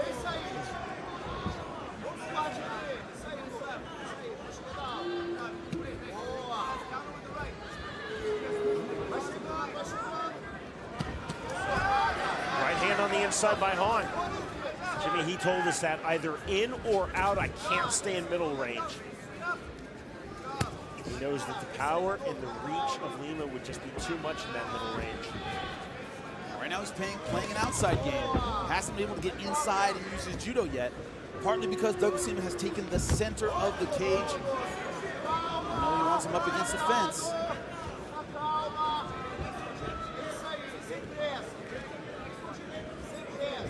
Calf is already bright red from those kicks. Remember, it's a 5-round fight. A lot of time to chop a guy down. Just like that hurt him. That's a crushing leg kick. Remember the Tsarev fight, same thing. Hurt him, made him get up, chopped him down again. Beautiful timing on that. Caught him coming in, caught that leg extended. Rob Hines telling Hawn to stand as Lima backed off. Refereeing by Hines, keeping this fight moving. 55 seconds remaining, round number 1. For Bellator's welterweight world title.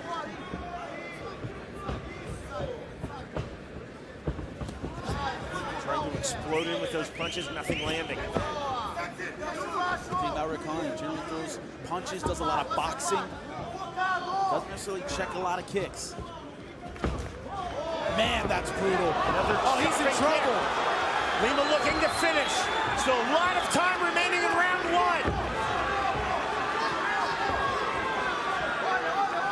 1. 20 seconds remaining in the opening round.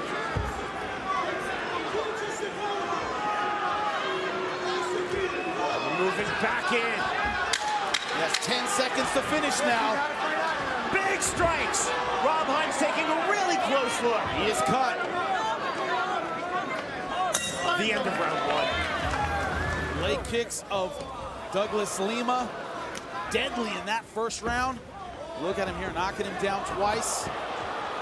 That's exactly what you don't want to happen in the first round, is have someone kick your leg out from under you. It only gets worse.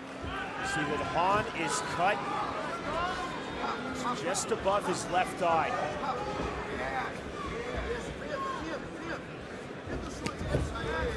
Sahabi in between rounds told him, I want you taking the center of the cage and wrestling.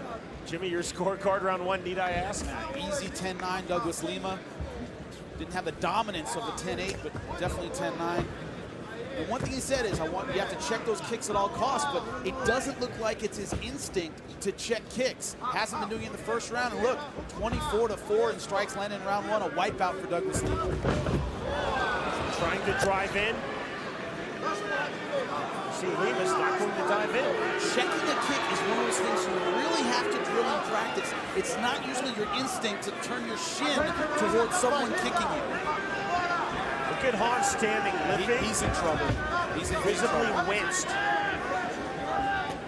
Starting to flow freely again from that cut that was opened by Lima in round 1. Remember, his defensive weapon has been movement. That is not easy now. Oh, man. Just crushing, punishing kicks from Douglas Lima. Lima's right now fighting smart. Chop him down, let him get up until he doesn't want any more. That's the smart fight right now. See Hines keeping this moving. As soon as Lima backs off, Rob Hines tells Rick Hawn to stand.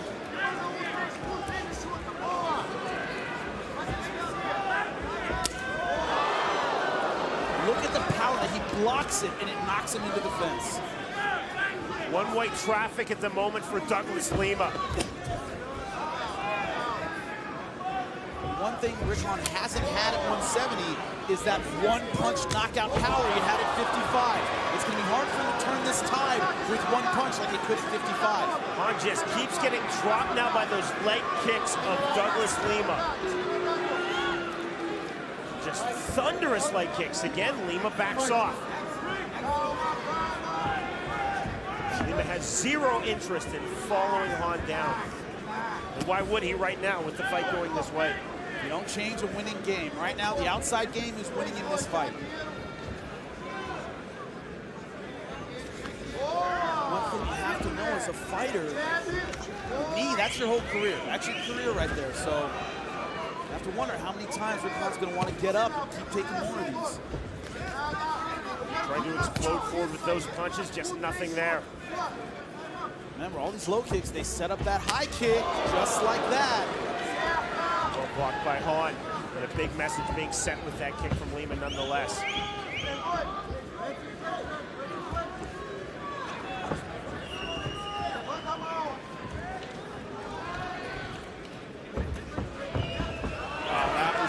That was not a kick. We had a lot of weight on that front leg. He's moving forward, caught him on the side of the leg. I don't know how much longer he can fight like this.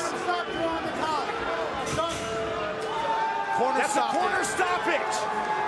A corner stoppage, and just like that, Douglas Lima is Bellator's welterweight world champion. I gotta say, I understand. I agree with Faraz Zahabi. Ladies and gentlemen, inside the Bellator cage, the action comes to a halt due to a corner stoppage. Official time 3 minutes, 19 seconds into round number 2. He is now the Bellator welterweight world champion, Douglas the Phenom Lima. Paul Daley, 5'9", Douglas Lima, 6'1", nose to nose. They don't look like the same division. But the reach of Paul Daley, it's noteworthy because even when he's giving away all this size, that reach is what has brought him so many of those wins.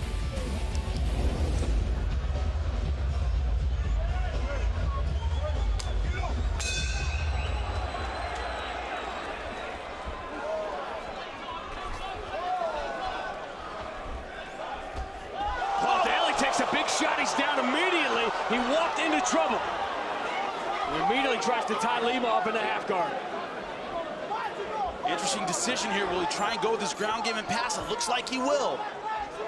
Paul Daley has not been stopped in 15 fights since the famous fight which John McCarthy reffed with Nick Diaz, the Hagler-Hearns fight of MMA. One of the greatest of all time. Beautiful left hand.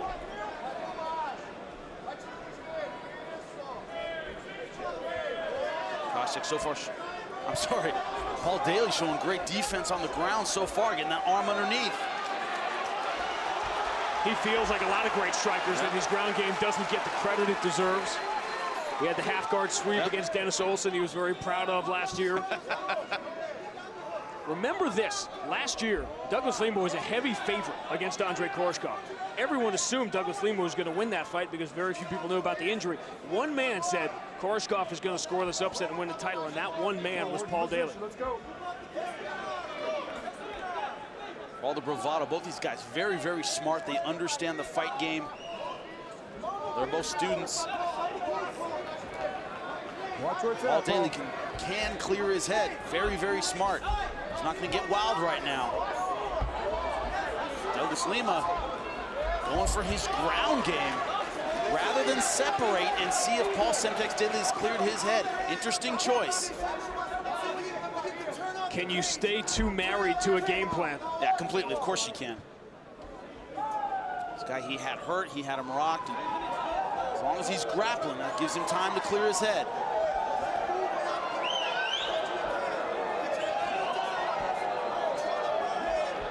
Leave it apart. Fight. Now we'll find out.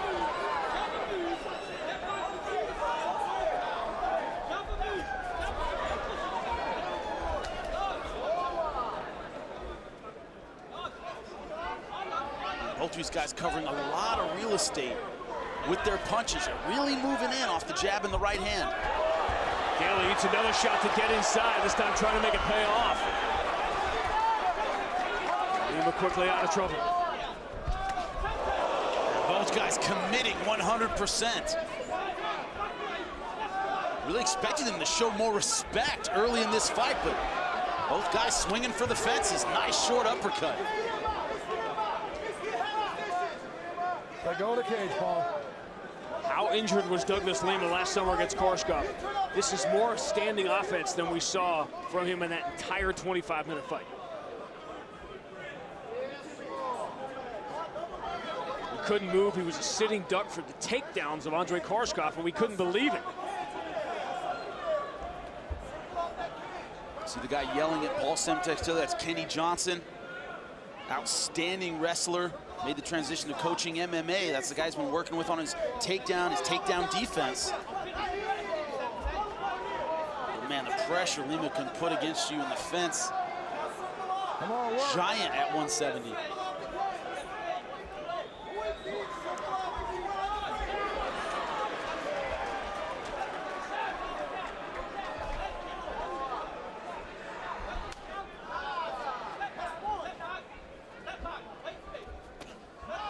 Daley has thrown his hat in the ring for Bellator kickboxing. He feels he is a lead in the world at that. He feels he is the best elite MMA fighter who is also a kickboxer.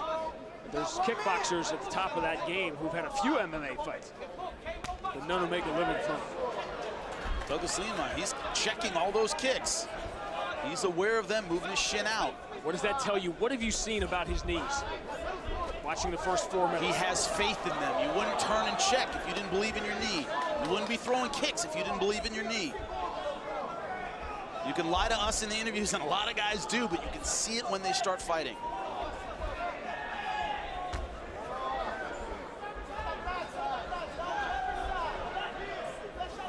Paul Daley has tasted the power of Douglas Lima, but he's still moving forward. Douglas Lima has to be careful. He has a tendency to drop his hands after he throws punches, after he throws combinations. Paul Semtex Daley survives the early shot. Stays aggressive, but Douglas Lima's first round back is a successful one. Originally scheduled at the British invasion at Mohegan Sun. Tonight, Douglas Lima is the one trying to invade, and he made a statement in the opening seconds of round one.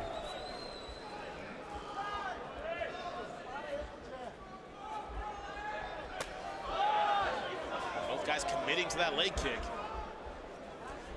Keep in mind, Douglas Lima has not been knocked out in 20 fights in 9 years. He literally was a teenager the last time he was knocked out.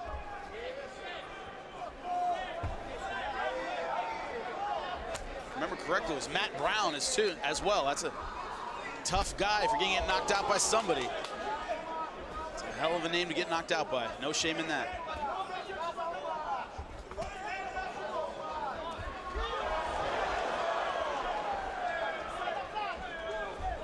Paul Daley staying aggressive. And he is moving forward. He's absolutely fearless. That's something you don't often see in a technical striker like Paul Daley. Even in the fights in which he was a heavy favorite against Dennis Olsen, against Andy York, he was cautious. He was smart. Yeah. He picked his spots. Much more aggressive in this fight. Could be the hometown pressure, could just be the excitement of having a title shot in his grasp, but beautiful stuff with the leg kicks by both guys. The unforgettable, the welterweight world title win for Douglas Lima against Rick Hawn was just a leg kick clinic. Brutal. A hard fight to watch. When you use that expression in the metaphor of chopping a guy down, he chopped him down. He's dealing with an experienced kickboxer, used to dealing with leg kicks. He's got tough legs, knows how to check. This is where that home court situation plays in. The fans just looking for anything to cheer about. They're just waiting for that big moment. They were as stunned as Paul Daley was when he took that big shot in the opening seconds.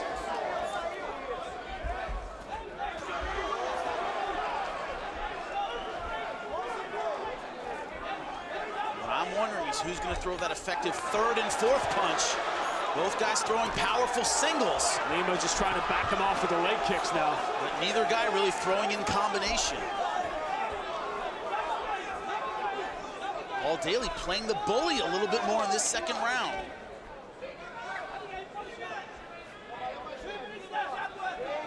Those of you new to MMA, don't be confused necessarily by who's going forward and who's going backward. But Paul Daley is dictating round 2.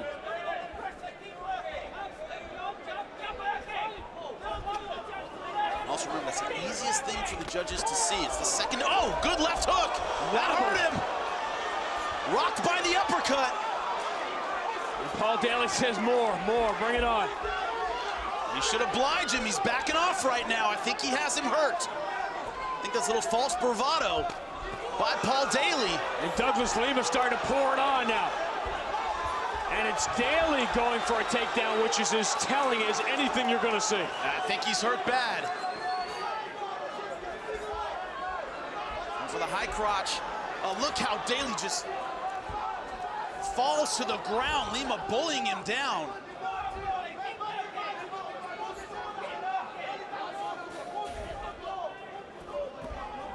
Short right hands. Douglas Lima trapped in half guard. He was trying to get that knee over the arm of Daley and try to seatbelt him.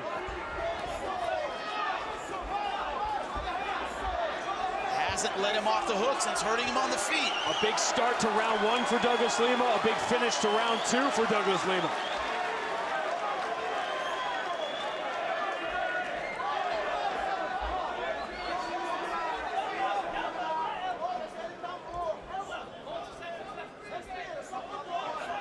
Question a lot of things. You cannot question the chin or the heart of Paul Semtex Daley. Still throwing, still walking forward, but still paying the price.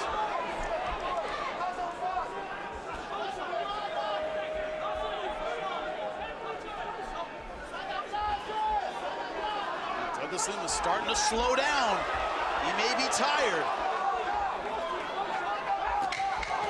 Left got through. Oh, What good a right. second round, and a huge answer from Douglas Lima. He gets Daley to the ground in the closing seconds of round 2. And round 2 comes to an end just as Douglas Lima was maneuvering Paul Daley into a fight-ending situation. And you see Paul Daley gets up gingerly. A quick look from the ringside doctor of Paul Daley to make sure he was okay. John McCarthy taking a few extra seconds before this third round. Paul Daley, the knockout specialist, may very well need one now. One thing Paul Daley said, Douglas Lima has a vicious weight cut to make 170. He said he will fade late. I will take him in that third round. At the end of round 2, Douglas Lima looked very tired. Oh, good right hand. Daley is still dangerous, make no mistake. One fight in 2 years for Douglas Lima. He spent much of that on the ground being taken down by Koreshkov. No cartilage in his knee that night, no chance. He has built up a lead, but can he hang on? Now let's restate the obvious. We are in Paul Semtex Daley's hometown. Can Douglas Lima feel confident about his lead? I wouldn't. If I'm Douglas Lima's corner, I'm saying finish this guy. We've seen things much stranger than that. I've given Douglas Lima both of the opening rounds, but Paul Semtex Daley has had his moments. If you're Lima, you can't feel good about going to the scorecards here. What a fight this has been. It's lived up to the hype. Paul Daley thinks he's close. You can see it in his body language. He thinks he's close to landing that big left that has ended so many fights. And Lima perhaps sensing that, looking for the takedown. Nice. Good single leg. Would not let go of that right leg. Paul Daley escaped a few earlier in the fight. Now in half guard, can he pass? Paul Daley doing a good job of getting that left arm inside underneath the armpit of Douglas Lima. Now switching to Kimura position. He's got to pass to really get that.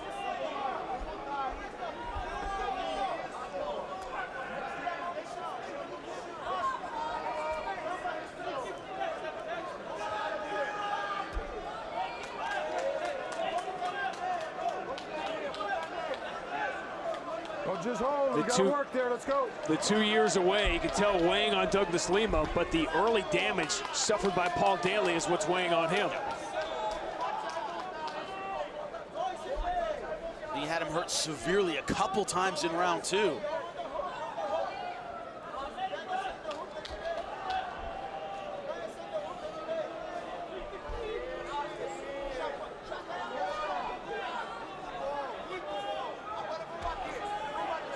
Lima doing just enough here. I see Big John standing this up pretty quickly. If he doesn't improve or land something big. Gotta work. Minute 14. A shot at the welterweight world title on the line.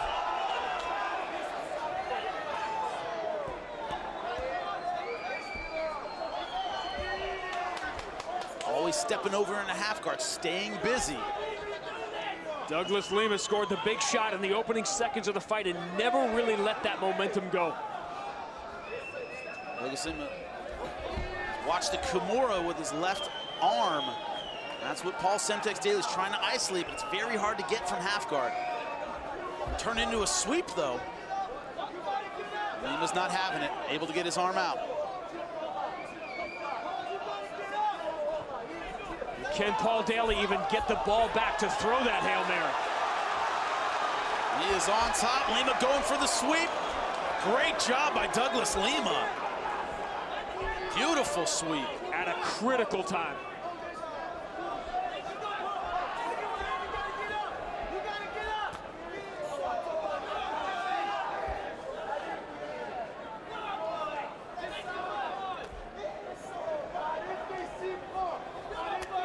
For 14 plus minutes, Douglas Lima has fought pretty much the perfect fight to beat Paul Daley. Can he hang on? Literally and figuratively. Good stuff with that hammer fist. Hasn't been super active on the ground, but he's done just enough to keep it here. Work to improve it, Doug.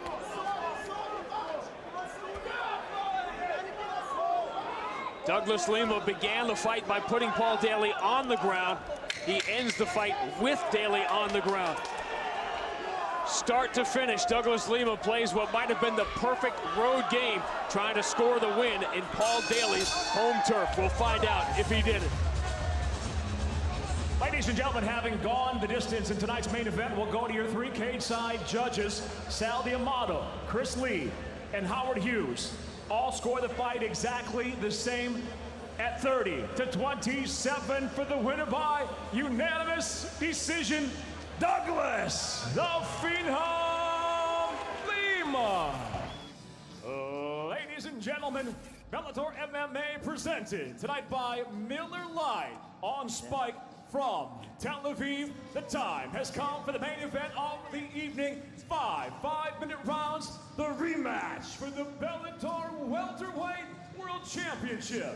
Sanctioned by the Mohegan Tribe Department of Athletic Regulation Chairman is Kevin Brown. Tribal Chief Lynn Malerba, supervising at cage-side ABC President Mr. Mike Mazzulli. Tonight's world title fight is brought to you by Miller Lite, the original light beer. It's Miller time. And now, first introducing the blue corner. At 6'1", weighing in 170 pounds even, the former Bellator welterweight world champion brings an impressive professional record of 27 wins with 6 defeats from Goiânia, Goiás, Brazil. He fights out of Atlanta, Georgia, USA, presenting the challenger, Douglas the Phenom Lima. And across the cage, the champion tonight fights out of the red corner. At 6'1", weighing in 169.8 pounds. In his second defense of the title, he stands near perfect as a professional with 19 wins, just 1 defeat. Hailing from Omsk, Russia, introducing the defending Bellator welterweight world champion, Andrei Spartan Koreshkov. In charge of the action, your referee, Dan Mergliata. Okay, gentlemen, we've been through the rules in the locker room. I want you to be my commands at all time. I want you to protect yourselves at all time. If you want to touch gloves for luck, do it now. Best of luck to both of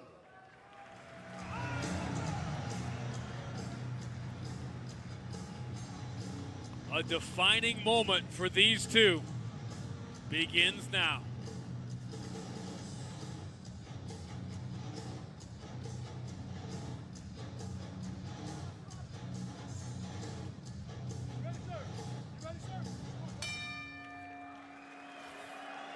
The fight clock in the main event brought to you by Miller Lite, the original light beer. Cheers. It's Miller time.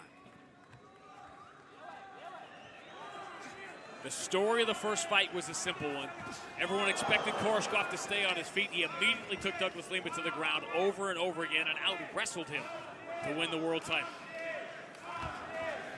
One weapon that was conspicuously absent for Douglas Lima was the leg kick. He has devastating leg kicks. He didn't trust his knee and hardly threw it. Douglas Lima won the world title with a series of devastating leg kicks that just chopped Rick Hawn down. He earned this title shot by beating Paul Daley in London in July and scored a big early shot in that fight to turn the tide. When you look at Koreshkov's win over Benson Henderson, what really stood out to me is that against a quick 55er, he didn't look slow. He looked fast against a fast guy, against a natural 55er. Now can his power match a much bigger guy in Douglas Lima? That's the question in a nutshell. Speed and accuracy combinations versus raw power, because that's what Lima has. When you see these spinning kicks and these spinning back fists of Koreshkov, remember who his coach is, Alexander Shlemenko, who has mastered that. Alexander Shlemenko, we said, was still under suspension in April when Koreshkov fought Ben Henderson. He was not allowed at the cage. And they were trying to communicate between his translator, Alexei, with Shlemenko, who was in the crowd. Instead of threw him off, he said he would have knocked Ben Henderson out if everything had been the way he was supposed to. Douglas Lima goes in, and Koreshkov ducks the shot and gets him to the ground. Can't keep him there. No. Nice sweep back to his feet. He didn't do that in the first fight. He was not physically able to do that in the first fight. Now, a big question in this fight is, we talk about the cut for Lima, we talk about the size, we talk about the power. With his size, can he go a hard 5 rounds? Is he just not built for a long fight? And also he relies a lot on that power hand. He's not a guy who uses the jab, uses the left very much. He's a right-handed fighter. The first message sent by Douglas Lima to Koreshkov that I'm not the same guy I was in July of 2015. But one thing is, Koreshkov isn't fighting like he's the same guy. He set it up with strikes. He had an opportunity for the takedown. He wasn't going for it like he did in the first fight. Not supporting the Dan Mergliata restart. Boy, he delivers that quick. So fast.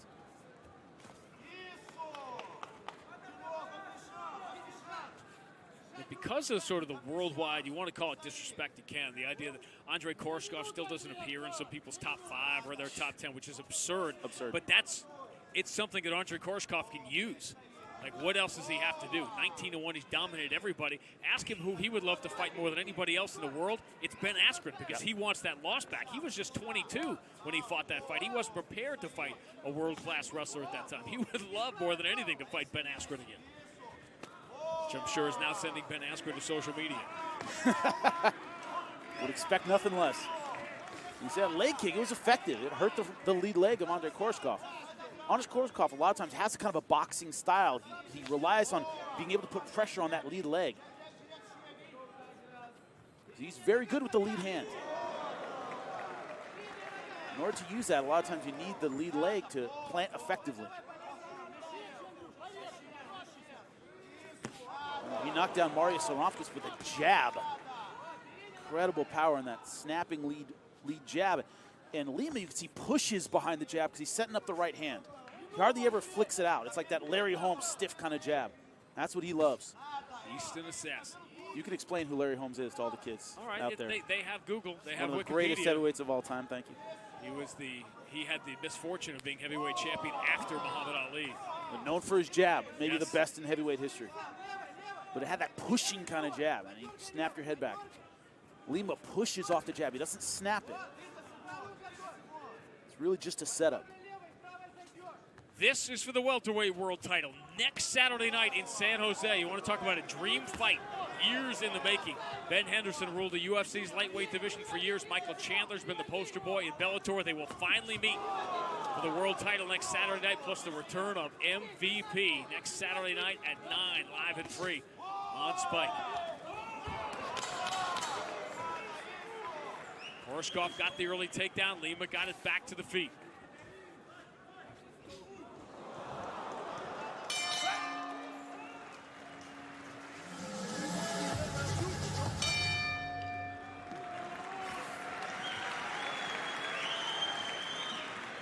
See the changes, you see the differences. Douglas Lima willing to throw that leg kick. Was able to get up from the takedown. Things he couldn't do in the first fight, but Koreshkov still accurate, still rangy, still throwing combinations. Douglas Lima in there right now is probably, what, 20 pounds bigger than Ben Henderson was? At least? Easy. Easy. That guy's a giant. Look at the knee of Koreshkov. That left knee is red. That hurt him. That hurt him. You saw by the way he reacted and stepped back. What this does is it puts money in the bank. Maybe round 1 and 2 you can walk on it. 3, 4, 5 you can't put any pressure on it. It takes away some of that power. Especially the lead hand. Lima walking Koreshkov down a little bit. Basic rule of thumb, the lead hand is the power for the left hook, it's the power for the jab. The right hand, the power is behind the right foot. When you take away that lead leg, you take away the lead hand as well. How devastating can that be? We saw Patricio Pitbull walk away from a fight with Ben Henderson when a kick of his got checked. Big shots from Lima. Koreshkov stays safe. Keep an eye on that front leg. Again, Lima continues to chop at. One thing to keep in mind, in close rounds, a lot of judges aren't educated about the leg kick. It's a devastating weapon, but not a lot of them score them as effective strikes. They should. A shot from Koreshkov. And again, this is not an injured Douglas Lima that Koreshkov just took down for the second time.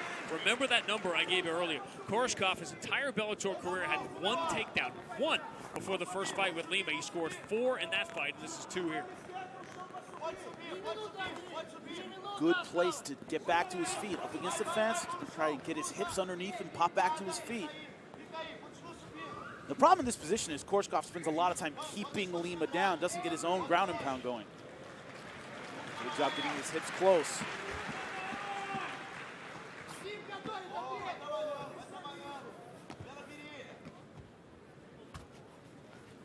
Koreshkov so determined. Angling for the triangle, couldn't get it. So determined to show he has this part of the game too. But you wonder how much of this down here was by necessity because of that leg, all those leg kicks. There's a little more desperation on that takedown than we saw in the first fight. And yet he's been the aggressor here. Certainly has. This allows him to earn points in close rounds too.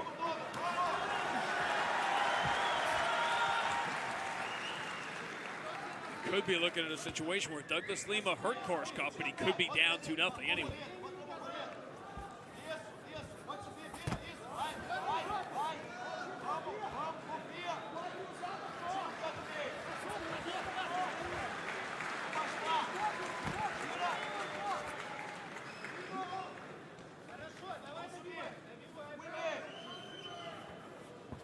Tomorrow night, live on Spike.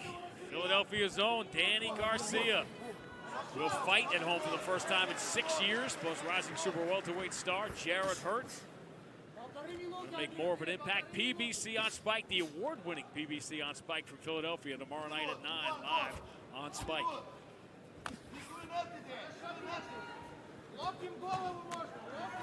Next Saturday night, can't wait to get to San Jose for Ben Henderson and Michael Chandler. Brandon Gertz, Adam Piccolotti, that's an under-the-radar fight.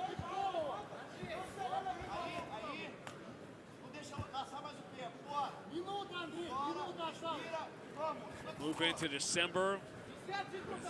Essentially, it's a bantamweight tournament. First weekend in December, the world title on the line. Joe Warren tries to defy the experts again. We get another shot at Eduardo Dantas. The rematch between Baby Joe Taiminglo and Darian Caldwell. Baby Joe's got to be kicking himself for missing weight. That would have been his title shot. Now, to get a title shot, he'll have to beat Darian Caldwell twice. Again, the moment of this round, Jimmy, was the leg kick that clearly hurt Koreshkov, but Koreshkov's going to win the round. Certainly will. Facing that ground and pound yet again. He's not done. Koreshkov taking advantage of the final seconds of round 2, and that elbow got in over the top. 6 straight wins after the Ben Askren fight. And the title win over Douglas Lima, and the shutout of Ben Henderson in April. And a real interesting debate when this fight is over, regardless of how it ends, is who is next for the welterweight world champion, whether it's Koreshkov or Lima. Rory McDonald is waiting in the wings. See, Jimmy, both of us have Koreshkov up 2-0. Despite those leg kicks he took early in round 2, and now Koreshkov's starting to open up a little bit. First round was very close. The reason I gave it to Koreshkov was his activity. Just threw a little bit more than Lima. Could be tied up. Next Saturday, MVP and Fernando Gonzalez will meet in San Jose. The winner of that can make a claim as the #1 contender. So could Brennan Ward after that spectacular knockout of Syed Awad last week. All the physical attributes and technical attributes a fighter can have. The two that don't go very well together are power and volume. Guys that hit really hard don't tend to throw that much. That's what we're seeing here from Lima. He's a power puncher. He's just not as busy as Andrei Koreshkov. You have to look quickly and carefully, but you can tell Koreshkov is hurting, as any human being would be. And now big shots. Good shots. Good left hand. Koreshkov is down. He's in trouble, and it's over. It happened. Douglas Lima, after a 16-month wait, through rehab, through hell to get back to this spot, takes Andrei Koreshkov's best shots, and in one moment has regained the welterweight world title. What were we just talking about? Power versus speed. The difference with power, you only need one. Here it is. Looked like Koreshkov was doing great. Bang! Left hook over the top. Caught Andrei Koreshkov being a little too aggressive, and look at that. No comparison in the power of Douglas Lima. Koreshkov is out cold. The champ yet again. Ladies and gentlemen, inside the Bellator cage, the end comes suddenly. 1 minute, 21 seconds into round number 3 by knockout. He is the new and now 2-time Bellator welterweight world champion, Douglas Phenom Lima. Jimmy, he wasn't ready to get off the train. He's ready to lead it again. Ladies and gentlemen, tonight from Madison Square Garden, the world's most famous arena, live on pay-per-view, welcome to Bellator NYC, presented by Miller Lite. The action begins with 5 5-minute rounds for the Bellator Welterweight World Championship. Sanctioned by the New York State Athletic Commission and brought to you tonight by Dave & Buster's, the only place to eat, drink, play, and watch sports. And now, introducing first the blue corner at 5'11", weighing in 169.8 pounds, the highly ranked contender tonight in his Bellator debut enters with 18 professional victories, 5 defeats. From Riverside, California, presenting the challenger, Lorenz the Monsoon Larkin. And across the cage, the champion tonight fights out of the red corner at 6'1", weighing in 170 pounds even. The two-time champion tonight makes his first defense after regaining the title, bringing 28 professional victories, 6 defeats. Originally from Goiânia, Goiás, Brazil, he fights out of Atlanta, Georgia, the defending Bellator welterweight world champion, Douglas the Phenom Lima. And the referee in charge of the action, Big John McCarthy.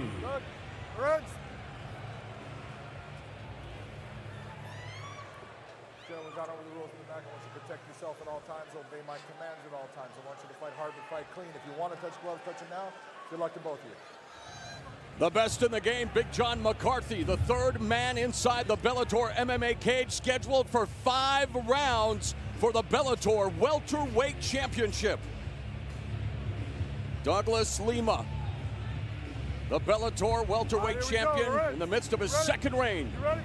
You go.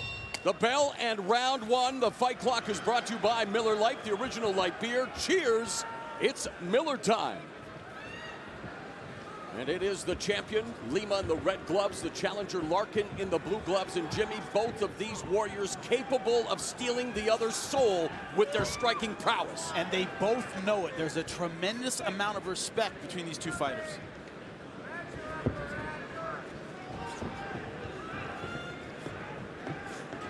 Early feeling out process as Lima fires the first salvo. Low outside leg kick to the lead leg of Lorenz Larkin, known as Monsoon. And boy, blew into strike force, opened up a lot of eyes.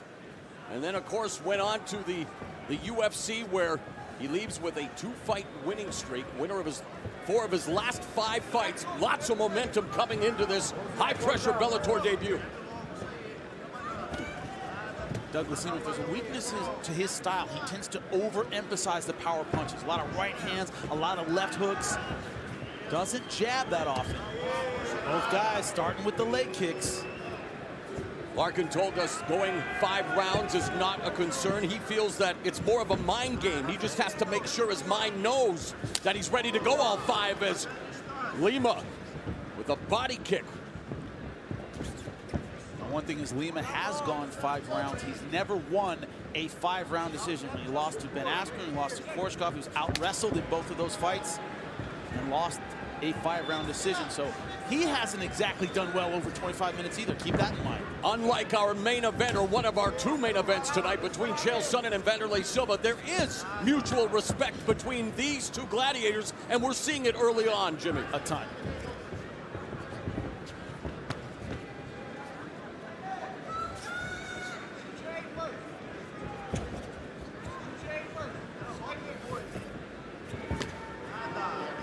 Sean Merriman, he's checking us out. It's a tough question to ask anybody who has broken this fight down. It's hard to pick a winner between Lima and Larkin. Right hand down the middle by Lima. Social media buzzing for Bellator NYC live on pay-per-view. And there's a Bellator veteran also using his fingers to tweet tonight. He's backing his fellow champ. No surprise there. There's always that extra edge when you're a, quote, Bellator fighter and free agents come in. You want to defend your territory, defend your promotion, defend your belt. Nice check of that leg kick. Well, we saw at the end of Bellator 180 live on Spike, Ryan Bader defeating Phil Davis for the 2nd time via split decision, but this time he becomes the new Bellator light heavyweight champion. Lorenz Larkin would like to continue that trend tonight. Under 2 minutes remaining here in the opening round. A lot of feints, a lot of stutter steps, and not a lot of contact yet, Jimmy. They're both so wary of the other's power. They both know it's going to be finished with 1 punch. They don't want to walk into it. Again, Lima attacking the lead leg of Lorenz Larkin. Coming up on the final 90 seconds of the first frame, scheduled for 5 for the Bellator Welterweight Championship. Nice 1-2 combination by Larkin. That was quick. Lead right hand by the champion Lima. It's going to be hard to land. He needs to set up a jab, hook, leg kicks. Oh, Larkin switches to a southpaw stance.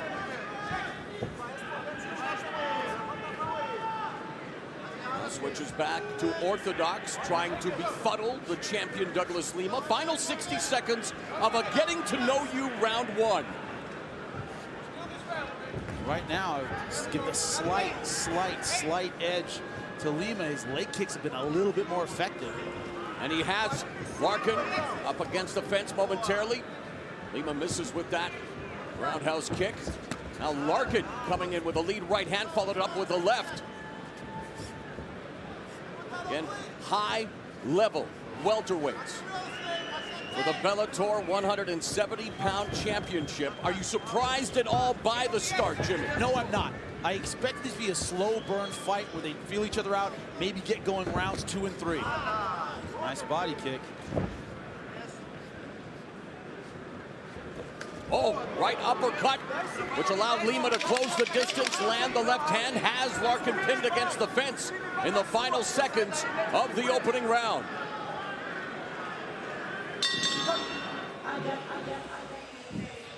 He said, I want to take your help with dead cold eyes. That's the only thing you can think of. Second round underway here between Bellator welterweight champion Douglas Lima and the challenger Bellator MMA newcomer Lorenz Larkin. And now Lima looking to try to establish the jab. Goes underneath the armpit with that right kick and then attacks the lead leg down low.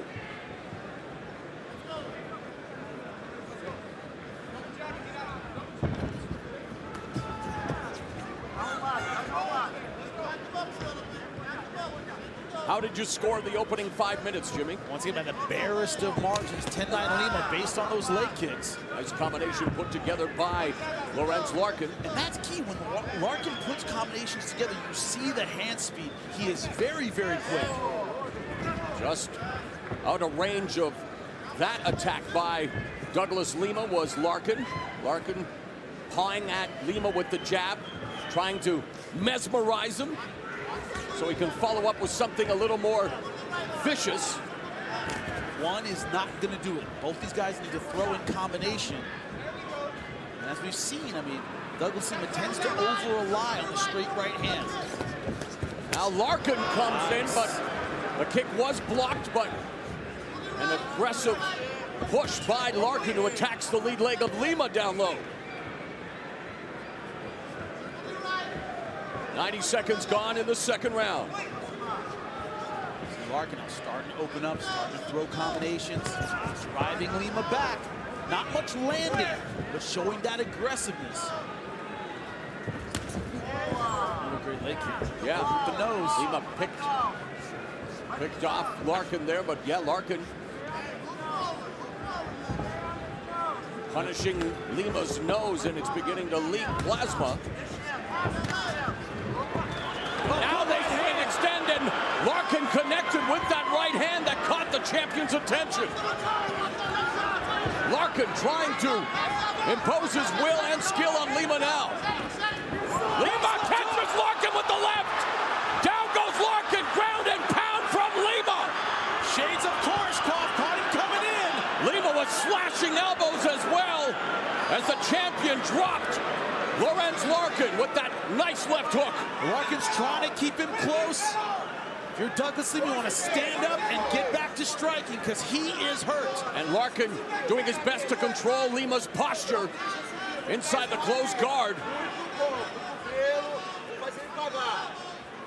Lima very well balanced when it comes to his successful offense. He does have 11 submission wins to go along with 13 KO victories. That cannot be what's on his mind. You have a guy hurt, finish him with strikes.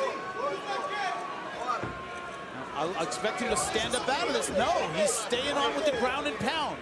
Interesting choice. Under 2 minutes left, he passes the guard into side control as Larkin trying to scramble back to his feet. And he's able to do so.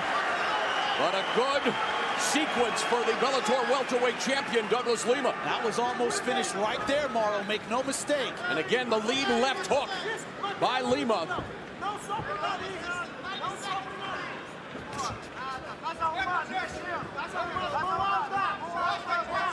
Lima looks tired, though. I think he spent a lot of energy trying to get the finish there. He's giving Lorenz Larkin time to clear his head. Nice kick. Larkin has tasted defeat on 5 occasions, including being stopped once in his career via strikes, but Lima unable to finish him here in round 2, the final minute now of the second round. Lima walking down Larkin, Larkin keeping him at bay with that pawing jab as, again, Lima goes to that lead left hook. And he's realizing he can't just throw the straight right. Punches were blocked by Larkin, who delivers a right cross of his own.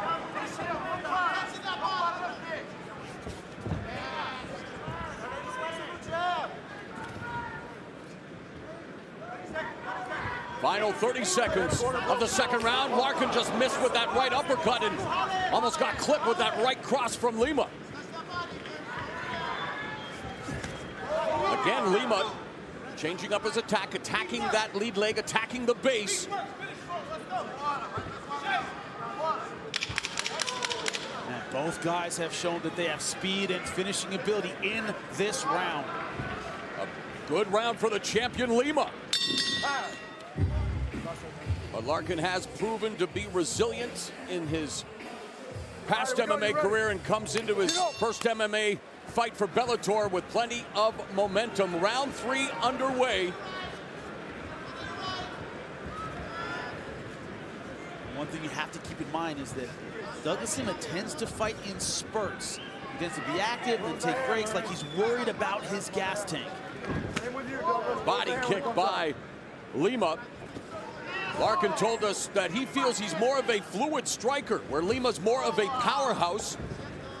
Larkin feels that he doesn't throw a lot of crazy strikes, speaking about the champion, but he's a powerhouse, so any of his strikes could knock you out. He doesn't use a lot of setups. Yeah, very, very basic. Comes in 1, 2, 3. A lot of faith in that right hand. Leg kicks, right hand. That's the meat and potatoes of his offense. You see what I'm talking about? He tends to back off, take little breaks, then he'll lunge forward. And that's where Larkin has to take advantage of those opportunities. He's got to be active when Lima is inactive. Another body kick by Lima. Larkin back in a southpaw stance. How did you score round 2, Mr. Smith? Much easier. 10-9 for Lima. Really had Larkin hurt. Veteran move by Larkin to keep Lima close on the ground, get his breath back, get back into the fight.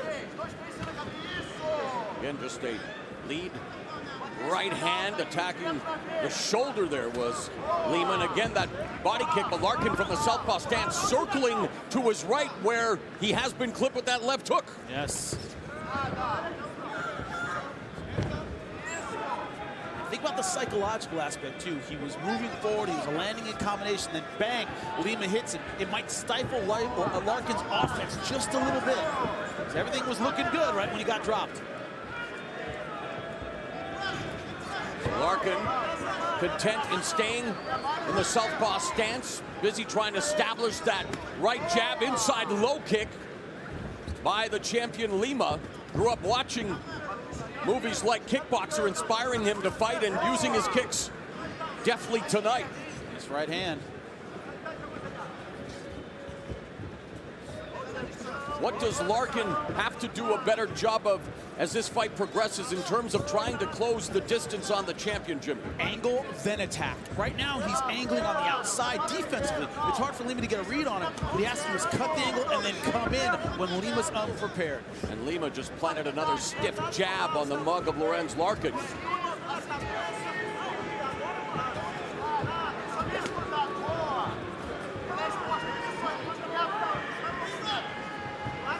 Coming up next, many call him the next big thing in mixed martial arts. It's the much ballyhooed debut of 20-year-old Aaron Pico, whose playpen, well, might as well have been a wrestling mat, right? Yeah, very true. Started very young and basically skipped his high school and college careers and went straight to try to make the Olympic team. Came within a point of it. Literally bred to be a mixed martial artist. Started boxing at a young age and will make his pro debut tonight as Larkin landed that left body kick to the champion Lima. So far, Lima's landed a little bit cleaner. I thought that right hand pushed him back. And of course, we can't discount the altar boy Zach Freeman. Would love to spoil Aaron Pico's professional debut coming up. 8-2, the guy has real experience. Under a minute and a half left here in round 3. Body kick by Lima.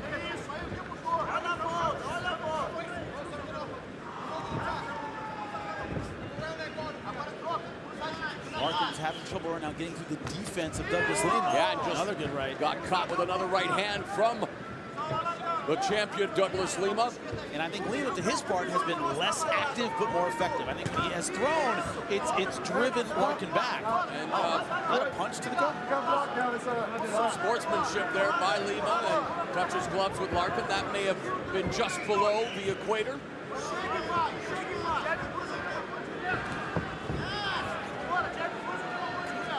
There's a jab by Larkin, but Larkin's scouting report seems to be proving to be accurate thus far, Jimmy, in terms of Lima just loading up on all his shots. But he's been able to catch Larkin intermittently with those strikes. And there, again, once again, he kind of waits for Larkin to open up a little bit, and he throws something at him. Not a lot of combinations. Larkin, for his part, been throwing combinations that hasn't been landing effectively. Exactly. Final 10 seconds of the third round. Here at Madison Square Garden, the mecca of combat sports, and Lima trying to unload on Larkin to punctuate his performance in the round. All right, you ready? Let's get up. It's the penultimate round in this 5-round championship affair. And Jimmy, I know we just started working together, but I think I can read your mind. Do you have the champion pitching a shutout thus far? Thus far, yes. Round 1 could easily go either way. I thought round 2, of course, he hurt him. Round 3, he just landed the more effective strikes. Larkin was busier, however. Douglas Lima, the champion in the red gloves. The challenger, Lorenz Larkin, in his Bellator debut, sporting the blue gloves. And he needs to see an uptick in his offense. Has to try to solve the path to the champion, Douglas Lima. Has to find a way to negotiate that distance, Jimmy. And Lima has been effective when Larkin hasn't had room to move, and his back's been toward the fence. He's been a little crowded. That's when Lima has really unloaded. Lima continues to take pot shots at the lead leg. Talk about that strategy and how effective it can be, Jimmy. Rounds 4 and 5, that leg just won't work. You have trouble turning on it, you have trouble moving. Really shuts down a guy who moves and cuts angles, which Lorenz Larkin loves to do.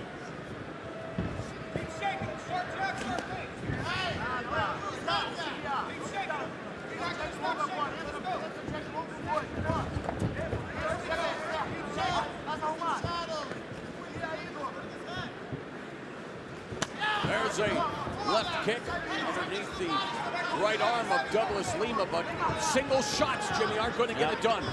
Well, the thing is that Lima, you can call his style basic, which I do. He generally throws the right hand over the top, left hooks and leg kicks, but he always keeps his hands high. He doesn't play that much.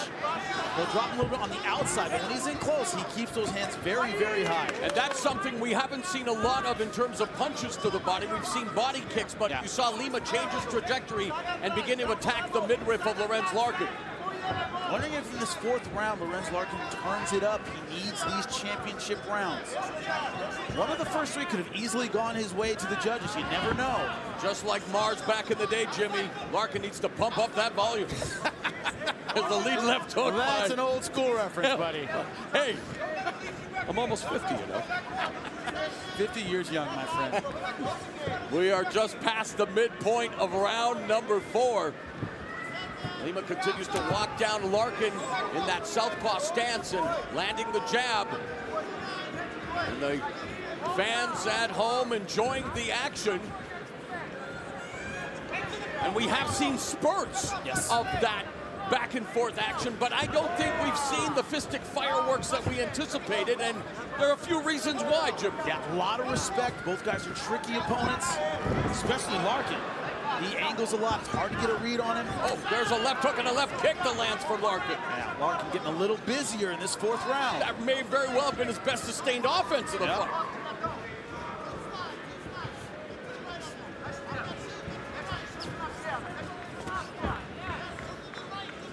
Now, Lorenz Larkin doesn't move at Douglas Lima's pace. He just doesn't. But what Douglas Lima has done is he's made him punch at Lima's pace. He hasn't been that busy with his hands. Again, the lead right hand by Lima scores, and then he lands the jab. It's always 1 or 2. He just backs off after. And he's been less effective, I think, in this 4th round. Lima hasn't thrown like he did in the first 3. There's a front kick by Lorenz Larkin. Side kick, oblique kick there by Larkin. Coming up on the final minute of the fourth round, and Larkin beginning to loosen up a bit here in round 4. He has Lima against the fence. Let's see if he presses.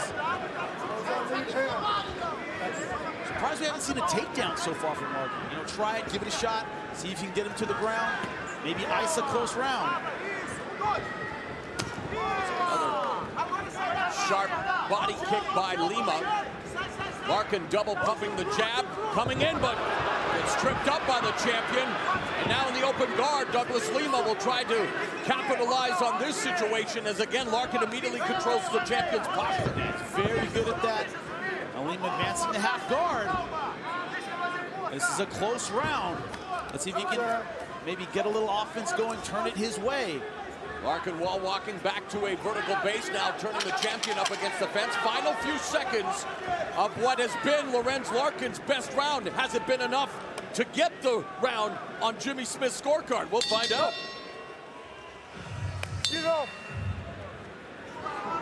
Sportsmanship, lots of respect. So, did Lorenz Larkin finally get a round on your unofficial scorecard, Jimmy? Yeah, I believe he did. I gave him around 10-9. Once again, extremely close. On Jimmy's scorecard, you have it 39-37 for the champion. So, and now knowing, honestly, you are one of the best at what you do, and it's not easy. We're trying to tell the story of the fight, and you are always tough job. Bang on, my man. It's a thankless job. It's a thankless job. Ask Twitter. It's a thankless job. If that's the case, Larkin needs to really close the show here in the 5th frame. Snap kick by Lima. The only round that was really decisive, in my opinion, was round 2. When he hurt him, knocked him down, couldn't finish him. Other than that, it's been Lima, I think, a little more effective, but Lorenz Larkin a lot busier.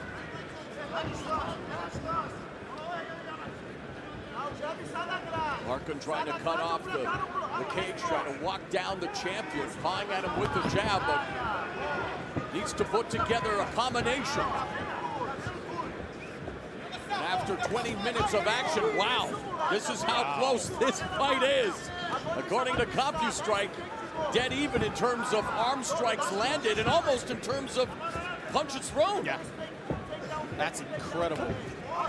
So we expected it to be a hotly contested, competitive affair, and the numbers bear that out.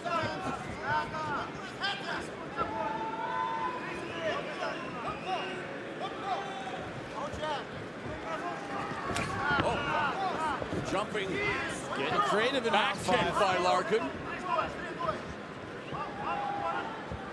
Larkin also very creative with the hairstyle, always representing his hometown of Riverside, California. Riverside bell. Would love to ring champion Douglas Lima's bell here in the 5th frame. Millennium MMA, great team out there, been out there forever.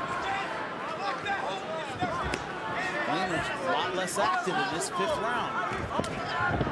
Douglas Lima training out of American Top Team in Atlanta.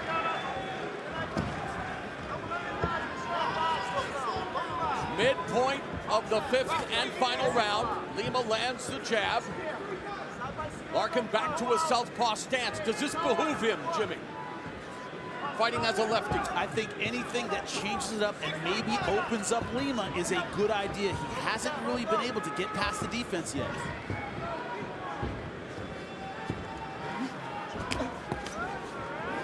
Caught him with the left hand coming in, just grazed him with it again. Coming up on the final 2 minutes of this championship fight for the Bellator welterweight crown. Body kick again scores for Lima. Yes, again with the left hook, which has been his money punch so far in this fight. Larkin trying to blind him with the flurry of jabs. Under 2 minutes. This is where if you have something to take, you got to spend it. You can't take your punches home with you. And it looks like Larkin is trying to do just that. Has to be cognizant that time is becoming potentially his worst enemy. 90 seconds left in the fight. Again, that lead left hook by Lima scores. The sense of urgency definitely in the body language is with the challenger, Larkin. Lima, though, can't feel great about the scorecard. There's been a lot of close rounds. He hasn't been very active in rounds 4 and 5. Another good body kick, nice leg kick. Yeah, man, they can both do it. Under a minute left in the fight. We are just getting started here on pay-per-view. Bellator NYC. Mauro Ranallo, Jimmy Smith at Capeside, Mike Goldberg, Brendan Schaub, Josh Thompson, Jen Brown. Also a part of our, I'll say it, all-star broadcast crew, my man. All the best in the business in this building. It's amazing. 30 seconds left in the fight. I will get an angry tweet from Joe Rogan, but that's okay. Well, Joe is the man. And of course, Joe Rogan, Boss Room, Jimmy Smith. I wonder what you guys all have in common. I guess it's a prerequisite. You guys have to be bald or shave your heads to be the best at what you do. We hate hair. We all do it. Final 15 seconds of this Bellator welterweight title tilt. Body kick again by Lima. And it looks like we are headed to the judges' scorecards to determine who will walk out of MSG Bellator welterweight champion.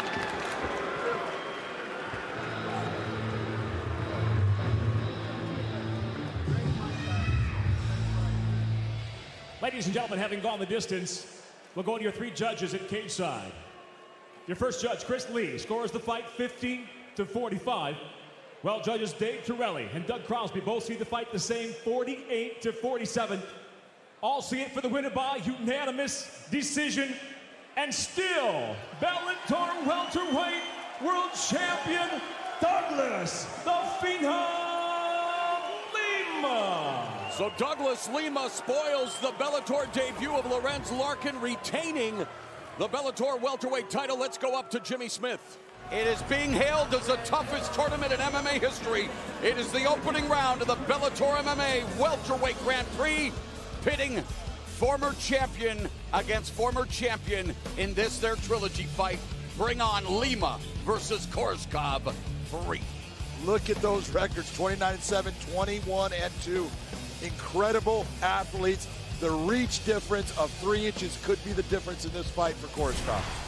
Good to have Josh Rosenthal back as a referee as we get set. Expect a clean fight, obey my commands at all times, defend yourselves at all times. Touch gloves if you want now, let's do this. 5 5-minute rounds. Opening round of the Bellator MMA welterweight Grand Prix. Douglas Lima. Andrei Koreshkov. Gentlemen, you ready? You ready?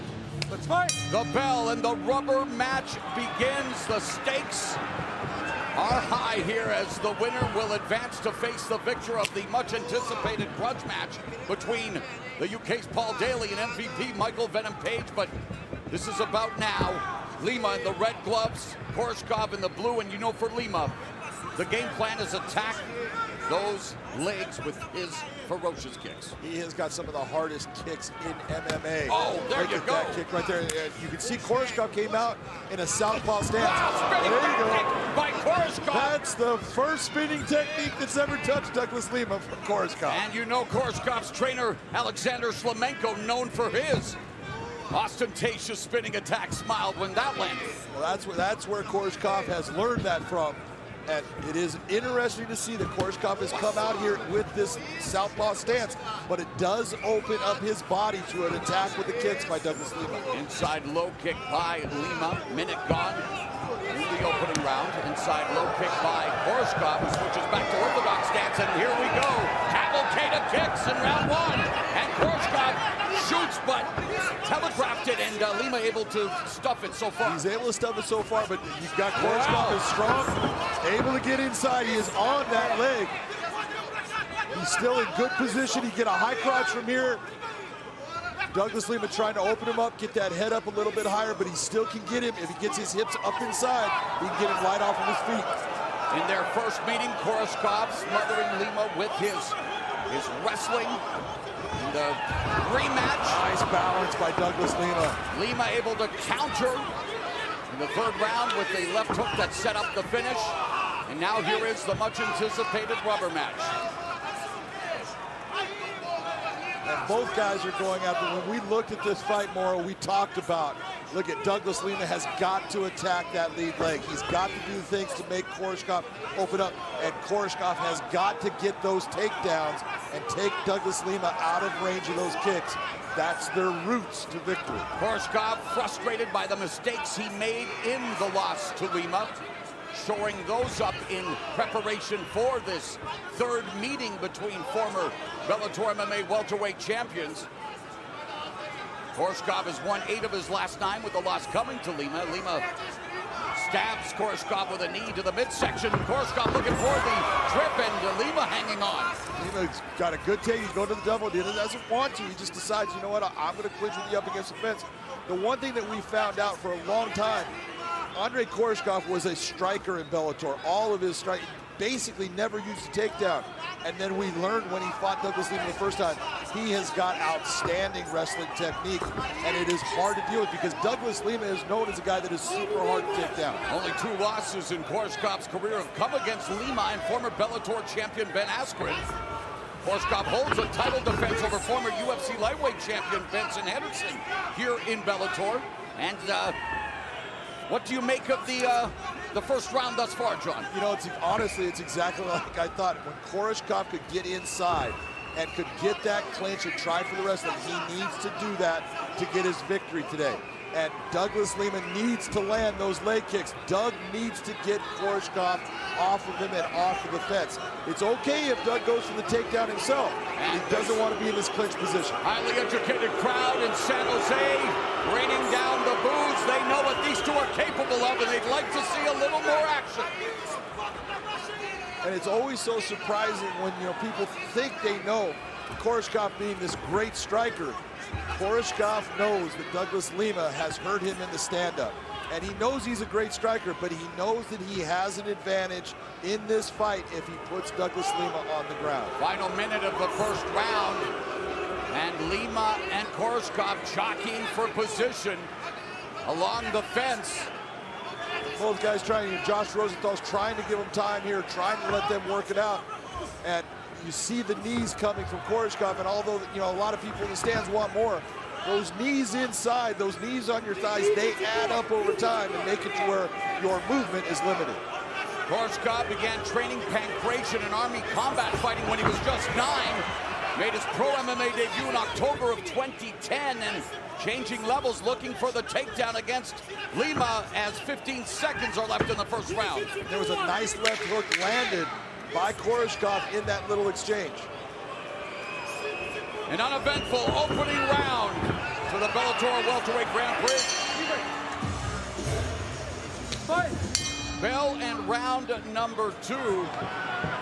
Koreshkov's 15th Bellator welterweight bout, the most appearances in division history. Koreshkov's 12 victories in Bellator welterweight competition, also the most in divisional history. When we talked to Douglas Lima, he said the game plan was going to be all about coming down to timing the brutal attacks of Koreshkov. And for Lima, well, he hopes his time makes a metronome envious. He wants to find that opening. You can see Douglas is looking for it. But the one thing I would suggest if I was in Douglas Lima's corner is when Koreshkov goes to this southpaw position, not only attack that lead leg, I want you to throw hard kicks to the body. Hit that left arm. It's okay if you hit the arm. It's going to slow it down and it makes it less effective. Lima went into their first fight with a leg injury. Not to make any excuses, the head of Bellator MMA, Scott Coker, he is watching, of course, the welterweight world Grand Prix and the race to 50 cents $1 million. Yes, the rapper putting $1 million in the pot for the winner of the Bellator MMA welterweight Grand Prix. I wonder how Chael's son and the rest of the heavyweight Grand Prix crew feel about that. Chael's like, well, where's our $1 million? You have your own tournament. You go, why are they getting $1 million? But you know what? Oh, 50 likes lighter guys. Lima with the right hand on the exit. Head kick by Koreshkov, switches back to the southpaw stance. And the reason he's switching to that southpaw stance is Douglas Lima's right leg to get that kick is going to take farther to travel. It's more opportunity for him to nullify that kick from that position, but he does open himself up to that body attack. And when it comes to 50 Cent, it's all about getting that strap, and these two want to once again wear the Bellator MMA welterweight strap. It's currently around the waist of Rory McDonald, who is going to be challenging middleweight champion Gegard Mousasi in the main event, and there is the man with all the power.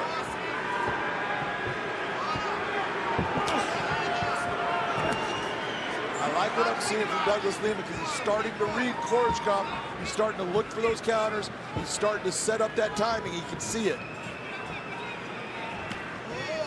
Good inside low kick by Lima, midpoint of the second round. And when you see Koreshkov moving off like that, Morrow, that's telling you that leg kick, I felt it. I need to reestablish. I need to reset because I did feel it. So that shows that's being effective. Exchange of kicks, of course, against Rory McDonald in Lima's welterweight title defense. Lima resembled Jose Aldo against Uriah Faber, attacking the legs. That, you know, it's a testament to Rory McDonald's will and his heart that he's able to survive and become welterweight champion. That title up for grabs in this tournament. Well, if you can look at that, look at the left leg of Koreshkov. When he puts that thing forward, you can see Douglas Lima going after it, and it's already starting to mark up, and it's already starting to swell. Lima just missed with the right uppercut, but then clipped Koreshkov with a left hook.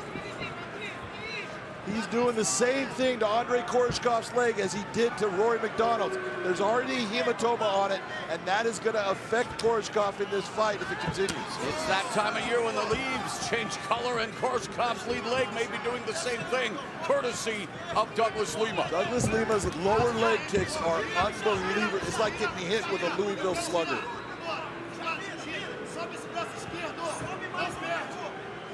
You know, the reason that Koreshkov is pushing him into the fence, he needs to stop that kick. He needs to stop the damage. You can already see, look at the hematoma already on Koreshkov's leg. I think this crowd's still buzzing in the afterglow of the Pico KO that electrified the Shark Tank. Less than a minute left here in the second round, and a very tactical battle between Koreshkov and Lima. They find themselves against the fence, but not much in terms of any real dominance. No, there isn't. Koreshkov is doing a good job when he gets his head inside and starts to push Lima's head away with his head, but he's not having the same ability of taking Lima down like he did before. It's obvious Lima knew he's going to try to take me down. I'm going to start working on my takedown defense, and it is actually having an effect on the fight.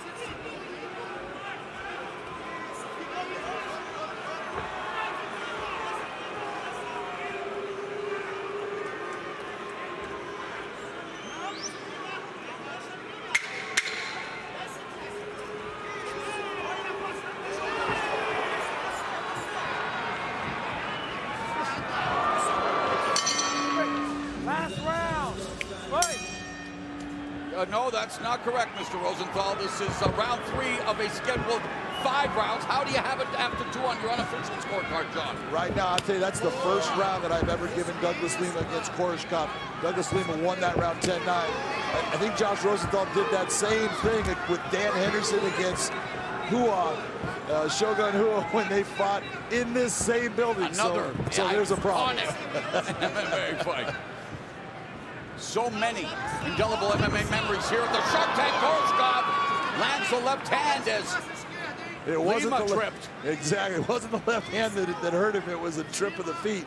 But now they're back in that same position. But Koreshkov is not having the success he's had in the past with his takedowns. And really, Lima should not settle for this. No, he should not. He has got to start saying, you know, I need to make this guy work and separate. I need to start causing problems, because all these little knees, if this is what happens in the fight, this is what the judges have to go off of, and they're going to give it to the guy who's trying to be offensive with those little knees when there's nothing coming from Douglas Lima at this point. Lima, undefeated in Muay Thai competition, garnered 17 knockouts out of his 21 fights, so he's all about dynamic striking. We have not seen much of that here in this fight tonight. You know, all of this is very technical fighting, and it's draining on you as a fighter, but it's not exciting for the crowd. But there's so much technique and so many little things that both guys are doing right now. They're just negating what each other is doing. Well, let's talk about then what happens if this fight ends with a decision that fails to determine a winner. Let's just say there is a draw, technical draw, no contest, etc., Mr. McCarthy. Well, since this is a tournament fight, but this is a 5-round fight, under the unified rules, you are not going to be able to have the fighters go more than those 5 rounds. So what the commission will do is if the judges have scored this as a draw, the commission will go to those judges. Those judges will be told, I want you to pick a person to advance in the tournament. It doesn't mean that one guy wins. It's going to be a draw, but they will decide which one advances. Well, let's hope it doesn't come down to that as now. Whoa!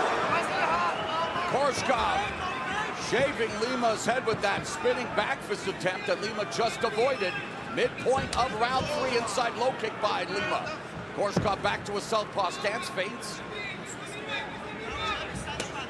Body kick by Lima, straight right hand between the guard by Lima. And the one thing I'd want to see out of Lima right now is start opening up with a couple more shots. Don't do singles. Start to give a couple combinations of this.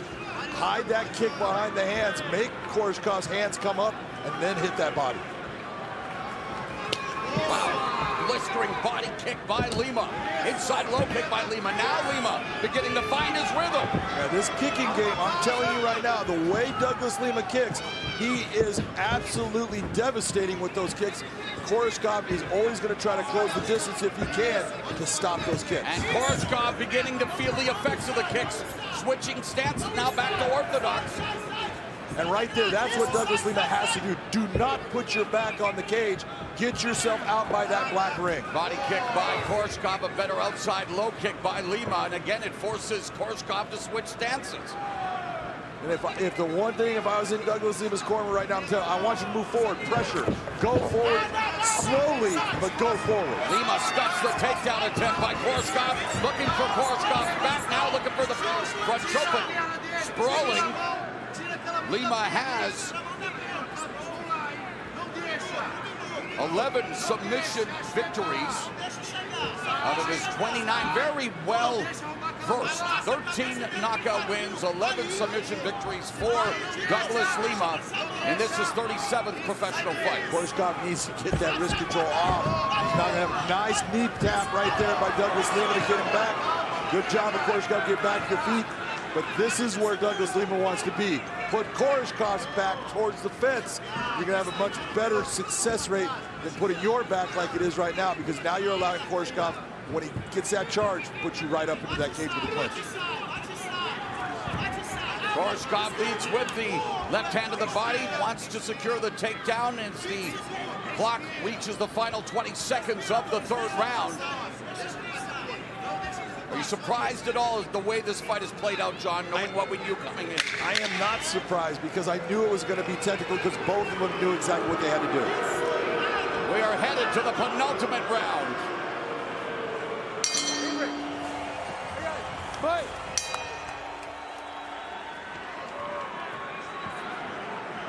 Right now, it's round 4 in this, the opening round of the Bellator Welterweight Grand Prix.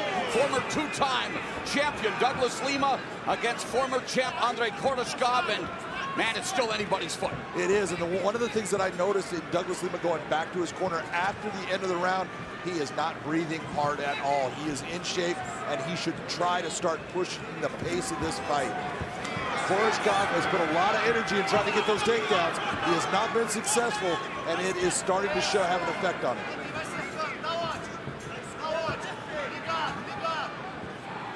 Koreshkov in the blue gloves, Lima in the red gloves. Oh, they're actually to the shin area there. Linear kick right down just below the knee. You a fan of that, Strong? I am a fan of it, because you know what? It's a matter of it's pushing you back. You can deal with it. You just have to learn how to deal with it, and that's part of the martial arts. And there was a shot just below the equator, and I'm sure that's going to, yeah, see, bring about even more boos. Rowan, no coaching. All right. Take a second. Oh, yeah. Now that, and you look and you go, what the? Why doesn't he take points? Both fighters are in motion. Douglas Lima was going for that outside kick, but Koreshkov turned and that put him in that space where he ends up having the groin strike. You good? You got time. So whenever you're ready, make sure you... Koreshkov will have up to 5 minutes to recover. How long we got? Okay. Like Josh Rosenthal going, how long do we have? Oh, you've got only almost 5 minutes left. It just happened.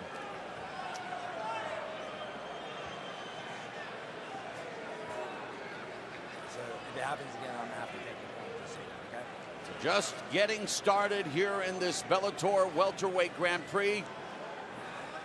Good. As two former champions 100%. hope to go. All right, let's emerge from the tournament as the Bellator welterweight champion. And what about the journey Rory McDonald's about to embark on in the main event, moving up to challenge Gegard Mousasi, and yet he already knows that he will be defending the welterweight championship, win or lose in the tournament, against John Fitch. You know, you look, what a bold move by Rory in taking that Fortune fight. favors the bold. Fortune favors the bold. And then the one thing he knows is, no matter what happens to this fight, I have to get myself ready. I got John Fitch waiting in the wings in this welterweight tournament. Incredible.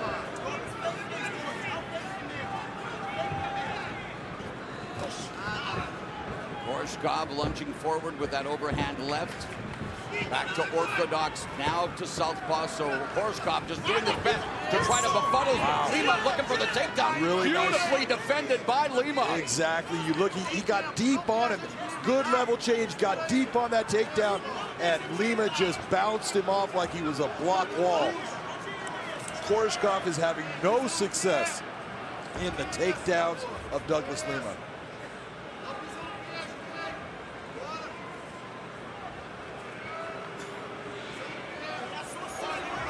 But right here, this is where I say Douglas Lima needs to start opening up. Don't sit here and start to accept this clinch position and do these little things. Make Koreshkov work. Get in the open. King of the streets around here. Inside knee delivered by Lima. Talk about the pace, John, because obviously these two champions have been in there a long time with each other, and obviously they know each other, and they know what's at stake. And yet, what do you want to see them do to make this a more dynamic fight? Well, what we're seeing is exactly what I expected out of Andrei Koreshkov. I expected Koreshkov to go after this takedown because he knows he needs to put Douglas Lima down on the ground. That way it takes away all the kicks and it limits the damage that he accepts. But he hasn't been successful in this fight when he has been successful in the past. He's doing what he has been trained to do. Douglas Lima needs to start opening up when he gets Koreshkov around. Start to break off, open up with an elbow, frame out, and then open up with your striking attack in the middle of the cage. Final 90 seconds of the fourth round, scheduled for 5. And this is the opening round of the Bellator MMA welterweight Grand Prix. Winner to face the victor of Paul Daley versus Michael Venom Page, a much anticipated grudge match. And this is one of those fights where when the fighter goes, oh, I won that fight, it's like, no, I don't care who wins it. You're not opening up and doing things that are telling the judge, I deserve to win this fight. We are down to the final minute of the fourth round, and Lima nice, that's what I'm talking about. Hit with that strike, circle out, open up from the outside. Lima ducks under the left hand from Koreshkov and then misses with the right uppercut. Every time you see Koreshkov start to bounce, it's a timing rhythm that Lima is good at picking up and hitting with the leg kick. Oh, nice knee by Lima.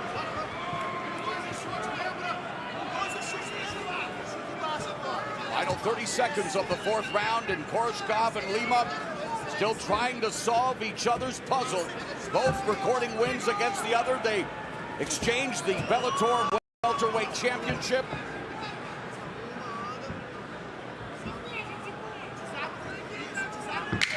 And we are coming down. Oh, right hand that stunned Koreshkov momentarily by Lima.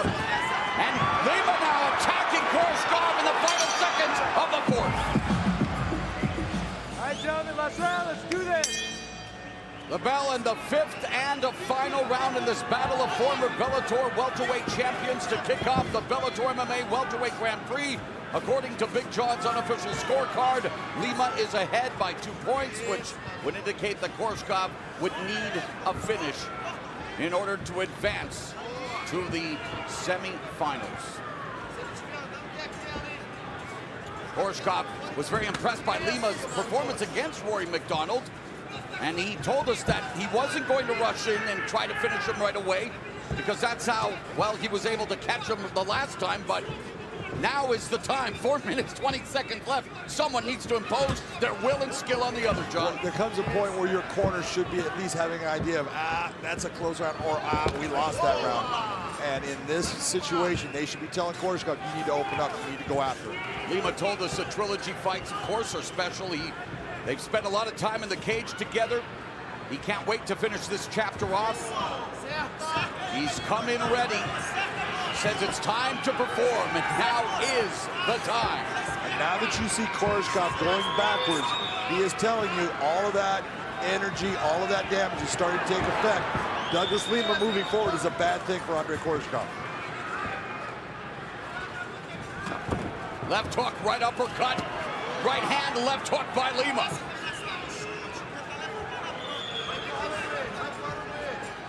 No question, Lima is getting the better of the two fighters in the striking exchange, but their exchanges and even the delivery, few and far between, John. Absolutely. You know, you look at, everyone knows Koreshkov as an elite striker, but in every one of their fights in the striking department, Douglas Lima has been the guy that's gotten the better of the exchanges. 1-2 combination scores for Lima. Koreshkov on his back foot, out of the southpaw stance, now back to orthodox. Lima feints with the leg kick. Left hook just raised. Koreshkov with the right hand landed. We got a real problem with our movement ability of Koreshkov. His legs are getting heavy and he's having a hard time moving, which is setting him up for that attack. So win or lose, we won't be seeing any ballroom dancing from Koreshkov. And you know what? There's got to be something about ballroom dancing. Koreshkov is one hell of a striker, and you got a guy like Vasily. Lima now attacking Koreshkov on the ground, getting his back, dropping those right hands. 2 minutes, 22 seconds left in the fight. Lima wanting to finish it here in the fifth. Lima utilizing a really good hip ride on top of Koreshkov's hip, being heavy and just picking away with the strikes. Lima gets the hooks in. Now looking for the rear and choke on Koreshkov. He's in trouble. He is in trouble, Moro. Koreshkov has never been submitted. He's pulling on the wrong arm. He's going to go out. He's out. He's out. Not only in the fight, but out of the tournament. Douglas Lima, in dramatic fashion, scores his 12th submission victory, and he advances to the semifinals of the Bellator MMA Welterweight Grand Prix. With a rear naked choke in time, it comes to an end officially. 3 minutes, 4 seconds into the fifth and final round. The winner by submission, and now advancing in the $1 million welterweight World Grand Prix, Douglas the Phenom Lima. Ladies and gentlemen, Bellator MMA Live on DAZN now features tonight's double main event, featuring first 5 5-minute rounds to begin the semifinals of the Bellator Welterweight World Grand Prix. And now, first introducing the blue corner, at 6'3", weighing in 169.9 pounds, with a unanimous decision victory in the opening round. Tonight, he still stands undefeated, 14 victories, no defeats, hailing from London, England, presenting MVP Michael Page. And across the cage, his adversary, out of the red corner, at 6'1", weighing in 169.5 pounds, having advanced in the tournament with the decisive 5th round submission. He stands now with 30 professional victories, 7 losses from Goiás, Brazil. He fights out of Atlanta, Georgia, the 2-time former Bellator welterweight world champion, Douglas the Phenom.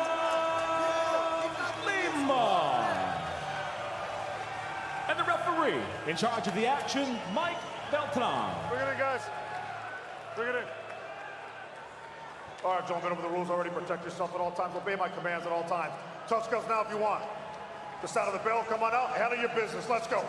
Referee is Mike Beltran as we get down to business here in the semifinal matchup in the $1 million welterweight world Grand Prix. 5-5-minute rounds. Michael Venom Page looking to remain undefeated.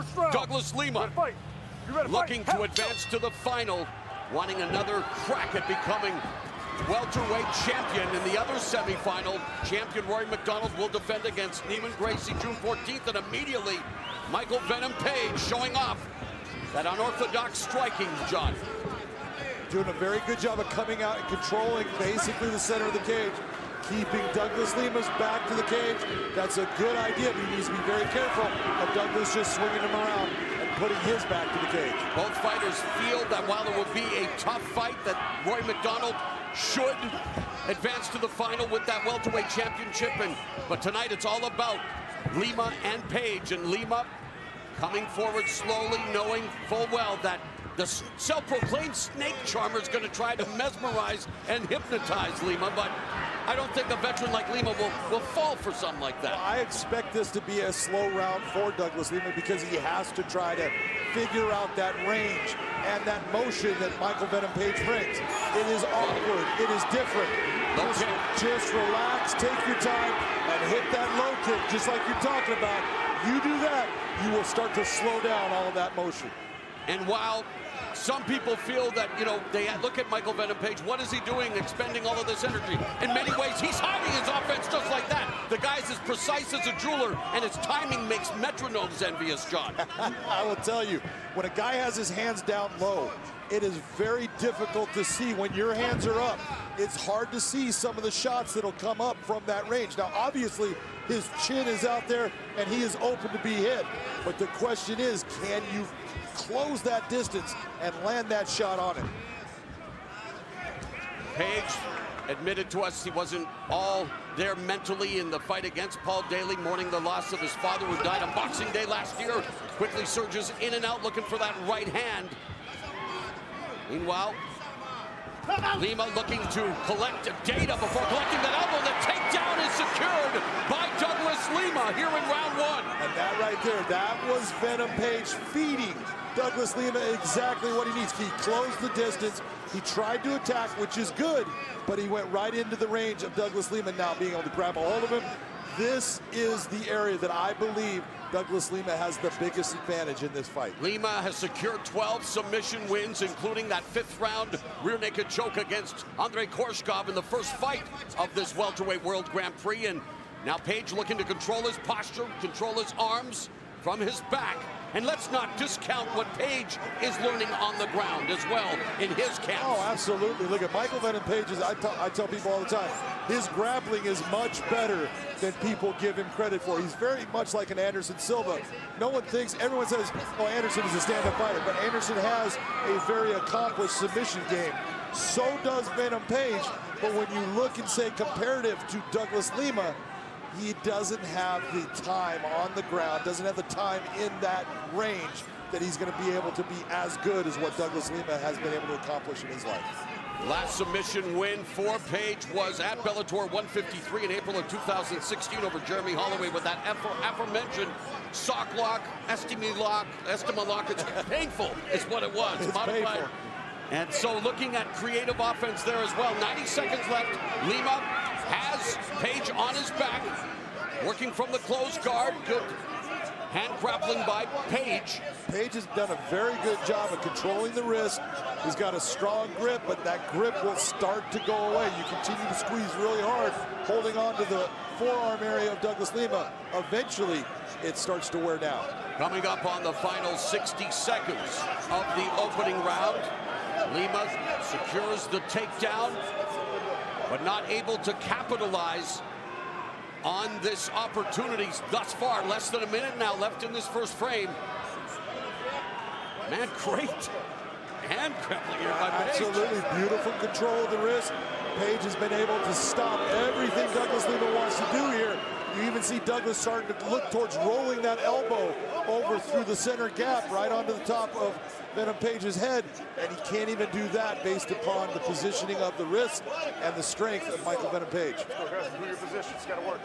Referee warning Lima to improve his position. Meanwhile, Page is content to just keep Lima neutralized and see if the referee's going to stand them up, although we are now in the final 10 seconds. The clock, of course, should not matter, but it appears that Lima's going to ride out this round in the close guard of Michael Phenom Page. Round 2 is straight ahead. Stop! Ready to fight. Ready to fight. Scheduled for 5. An opportunity to advance to the final of the $1 million Welterweight World Grand Prix. Page looking to show off some $1 million striking techniques. Comes out with an ostentatious kick, but Douglas Lima, again, experience. Showing already, John, in the way he reacts, although he got momentarily bothered there by Michael Phenom Page. He got hurt with that. Staggered. And there's a jumping attack by Page. Page needs to take advantage right now. Douglas is he's not quite at 100%. Oh, and there. What a shot by Lima! Mamma mia! Douglas Lima has just defeated Michael Phenom Page in impressive fashion. What a sequence! What a sport! Watch what occurs here. Beautiful kick. We were talking about that kick, but watch the shot right here. That right hand, boom, touches that chin. He is unconscious right now. Didn't even need those two. He was out before he touched the ground. We say that Michael Phenom Page was out of a video game. Well, it was Lima who just mashed him on his button. The Phenom, phenomenal performance. Douglas Lima advances to the final. Douglas Lima has designs on becoming a 3-time welterweight champion. His brother Diego celebrating with them. Ladies and gentlemen, for the official particulars, we are joined inside the Bellator cage by singer-songwriter, entrepreneur, entertainment icon 50 Cent, who will present the winner with a bottle of his champagne La Chemin Noir, the taste of victory. Ladies and gentlemen, it came to an end. 35 seconds into round number 2. The winner by knockout now, advancing to the final round of the Bellator Welterweight World Grand Prix, Douglas the Phenom.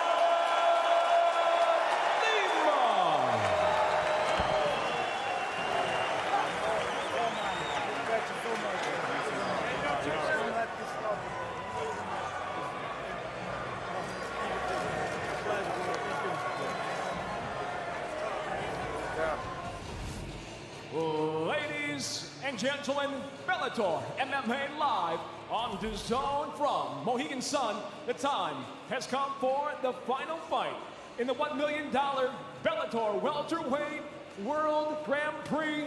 Tonight's main event will be 5 5-minute rounds for the Bellator Welterweight World Championship. Sanctioned by the Mohegan Tribe Department of Athletic Regulation Chairman James Gessner. Chief of Mohegan Tribe, Lynn Malerba. Supervising at cage-side, Mike Mazzulli and Brendan Kolewa. And now, introducing first, the blue corner. At 6'1", weighing in 169 1/4 pounds, the 2-time former Bellator welterweight world champion brings a professional record with 31 victories, 7 defeats. Hailing from Goiânia, Brazil, he fights out of Atlanta, Georgia. Ladies and gentlemen, the challenger, Douglas the Phenom Lima. And across the cage, the champion tonight fights out of the red corner at 6 foot, weighing in 169 3/4 pounds, making his 3rd title defense. He enters with 21 professional victories, 5 losses, and 1 draw. From Montreal, Quebec, Canada, the defending Bellator welterweight world champion, Rory, the Red King, McDonald. When the bell rings, the referee in charge of the action, Keith Peterson. Both been giving you instructions. Touch gloves now if you like. Let's fight. The wait is finally over. They are set to meet again. Douglas Lima, Rory McDonald. 2 belts to the winner. The welterweight world championship belt and the welterweight world Grand Prix championship belt. And here we go.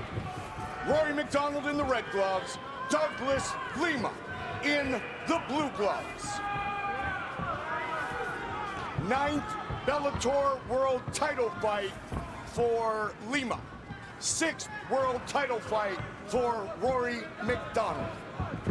You watch just what you're seeing off the start, all this footwork by Rory McDonald. That is a way of compensating and keeping that leg kick down to a minimum.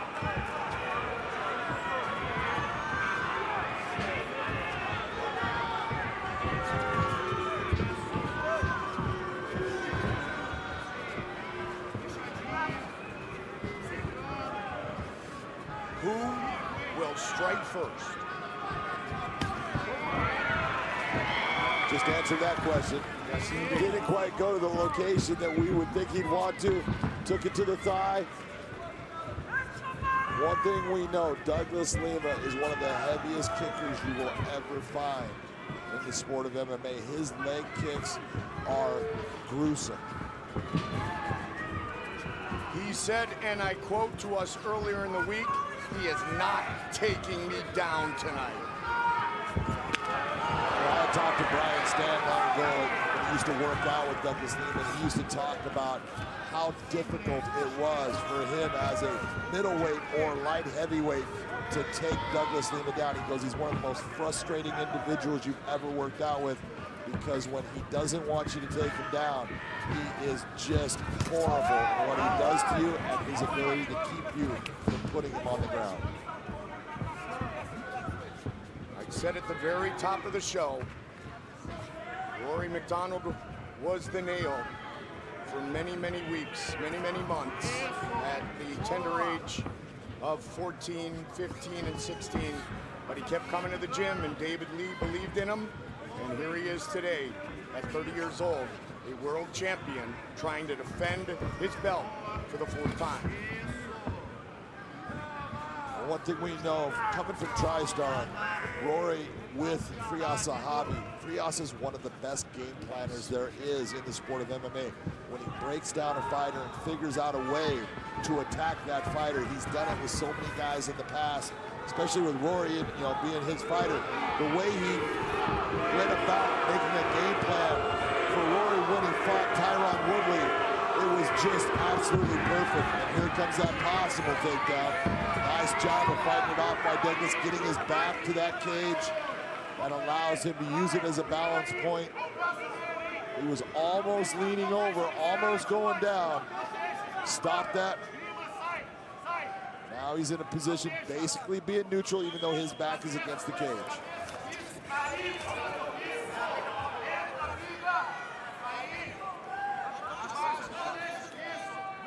All of this, when you look at what caused Rory McDonald problems in the first fight, all of this is smart, because as this time goes by, none of those kicks, and you can still see the damage on that left leg from 2 years ago to Rory. All of this in tight fighting keeps Douglas from being able to use a weapon that he has that can hurt Rory. 3rd title defense for Rory. Won the belt January 20th, 2018. First defense was against Fitch, second against Gracie. He looks to the 3rd in the rematch, right here, right now. Nice double unders by Rory McDonald. You see him with his hands clasped, but he needs to get those hands from the middle of the back, either up high or down low into the lower part of the back. That's going to help him get that takedown. He did it, not yet. Again, there comes that fence, man. That was a point where he was going down. The fence allowed him to stay up. Back to the double unders. He's got a good chance of getting this if he swings around and wasn't able to do it. 30 seconds Round number 1. Douglas Lima taking a look at the clock. Douglas Lima also taking a look at the ref like, you know what, he's not doing a whole lot. We're just gonna stand here. But because Rory's got the double unders, Keith Peterson's not gonna separate him, and that's the right thing to do. But Lima sending an early message. And there he is, 50 Cent. Big supporter of these two men, of this tournament, and of Bellator MMA.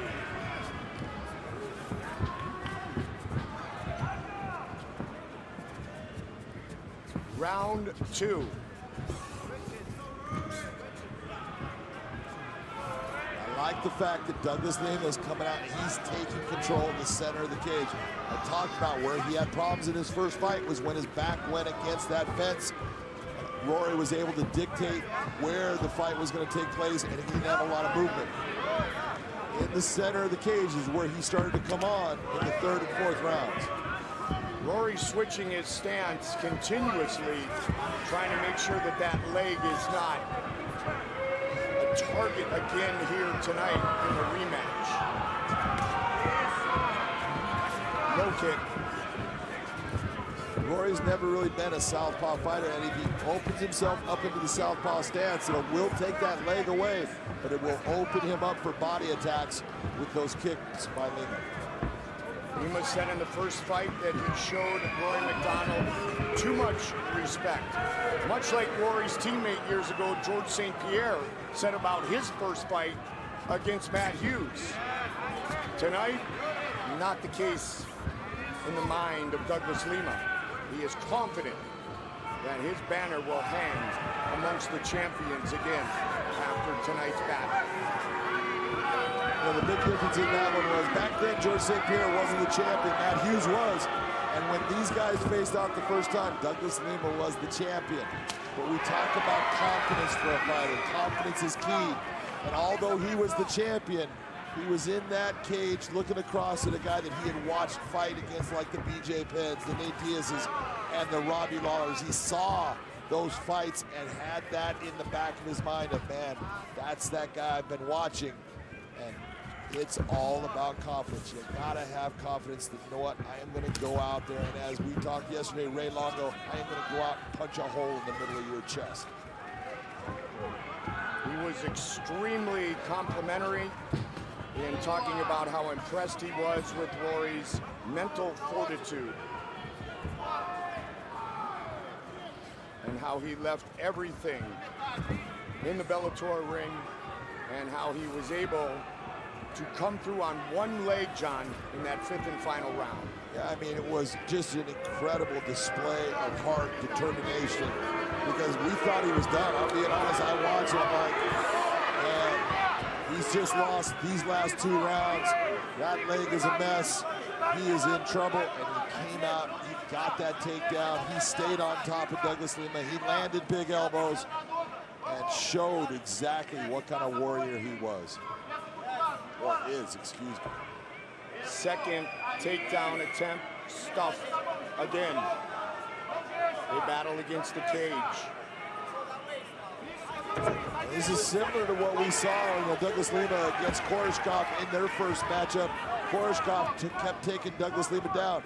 From that point, in the second and third match they had, Douglas Lima did not let Koreshkov take him down, and he has blocked everything that Rory McDonald has done in trying to get this fight to the ground.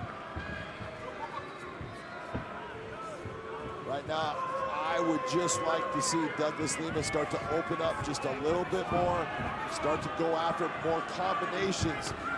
We're throwing just the ones that we're seeing, because the ones can be, you know, dealt with. It's when you're getting those combinations, those 1s, 2s, 3s, it's that second, third, fourth shot that's going to land and do the damage. 1 minute remaining in round 2 of our championship fight. The welterweight World Grand Prix finale.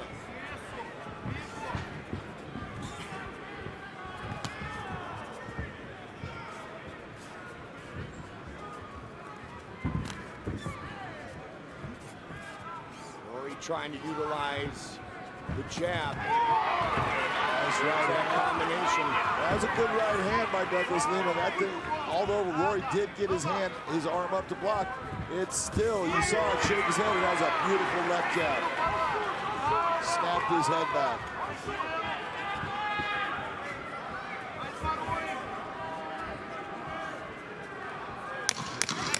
Ten seconds.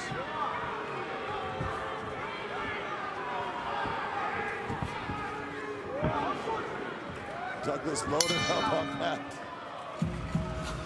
Unofficial scorecard partner. Unofficially, right now, I had this fight as even. I give the second round to Douglas Lima. He landed the better strikes. There really was no grappling in it. He's the one that's starting to control where this fight is at. You see him in the center of the cage, like I talked about. That's a big element in him winning this fight.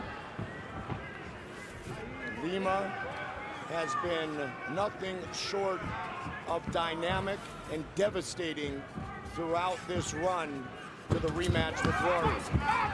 Nice heavy hips by Douglas Lima. He just stonewalled him on that takedown. All of these are going to give Douglas Lima confidence. Yes. Rory is 0 for 3, or Douglas is 3 for 3.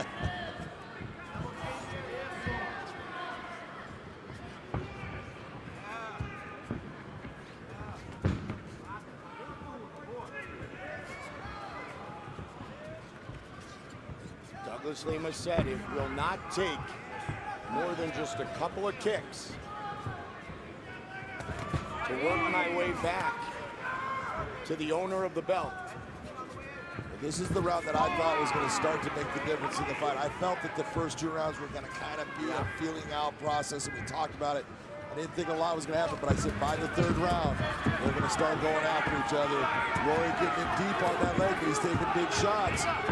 Again, Douglas Lima, great balance, utilizes that fence as a balance point, getting his back to it. Now just controls, keeps Rory from getting him to the ground. Beautiful takedown defense by Douglas Lima.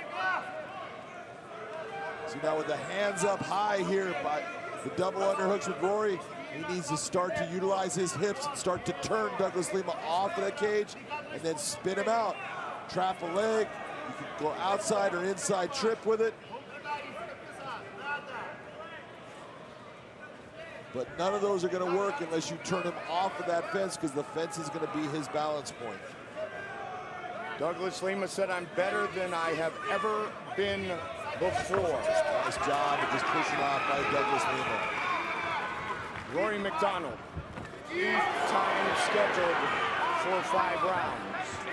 Douglas Lima needs to start, like I said before, he's utilizing that left jab beautifully. It's snapping Rory's head back like it's a Pez dispenser, but he's got to start following it up, because when your head's getting snapped back by that first left, you don't even see the right coming, and that's the one that puts you out of the fight. And the jab has always been utilized so effectively by the members of TriStar. Again, Douglas Lima stonewalling. Rory trying to get into that clinch position to take him down. Nothing doing. Not a lot of kicks thrown by Lima. Of course, kicks do make you vulnerable to a takedown. So the Phenom is waiting, John, for what he feels are perfect opportunities to do damage.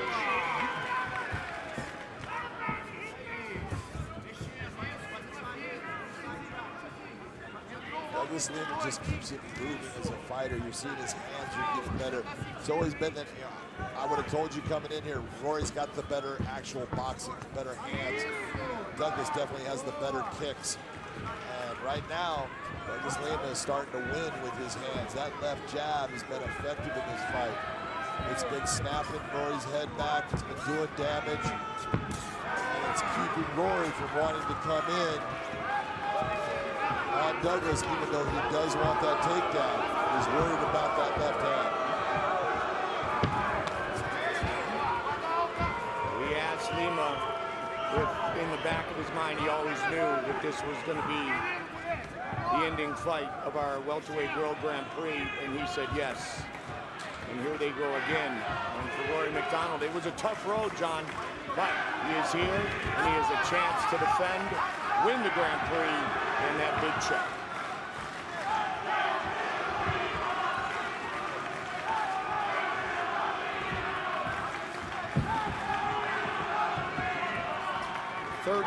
Seconds, and still no takedown. There's that calf kick. Nice little left hand inside.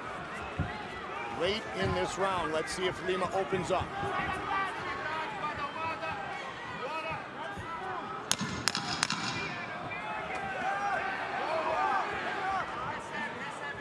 Rory open up a little bit more with the kicks.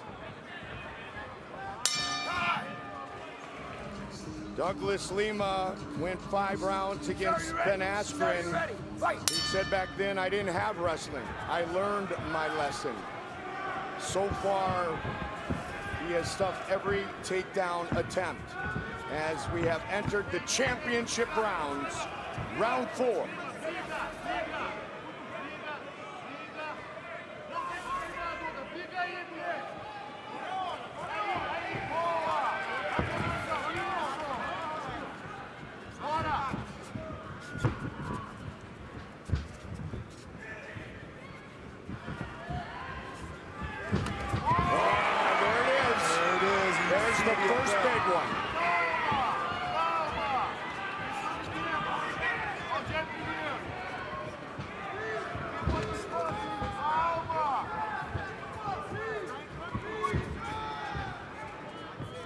Rory's moving well on that leg, but you can see, look at that leg, it's got marks on it.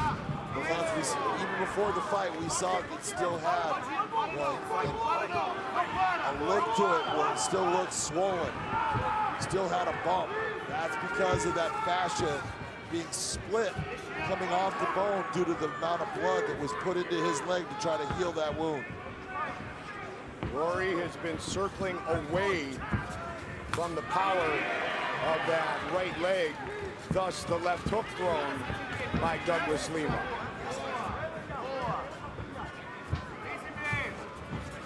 Rory's doing the right thing, circling to his right. Yep. Takes that kick away, takes the power of his right hand away. But Douglas has been landing that jab, and he needs to utilize it more, in my opinion. It's been effective. Every time Rory moves towards that left side, he should pop it out. Nice lead right. Beautiful. And did a beautiful job of making him pay. Striking him with that shot as he came out. He said he will not take me down. We've almost reached the midway point of round 4. And Douglas Lima has not been taken down by Rory McDonald.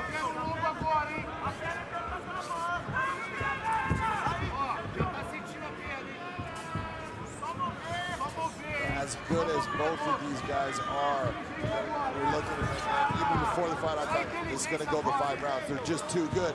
All it takes is one mistake. One mistake by either guy. It's going to change this. Nice. And this is where Douglas needs to punish him. Beautiful job.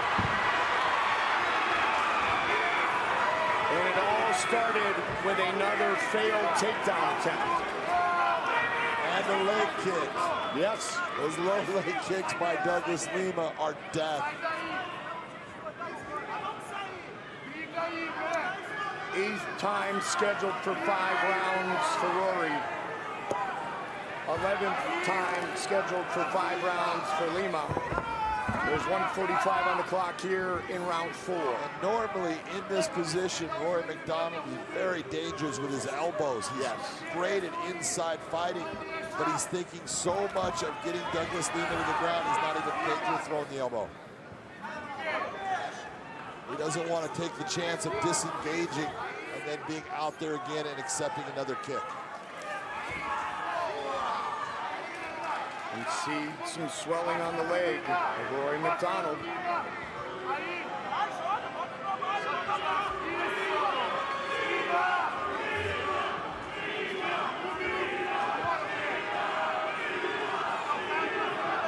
It's been a good round so far for Douglas Lima.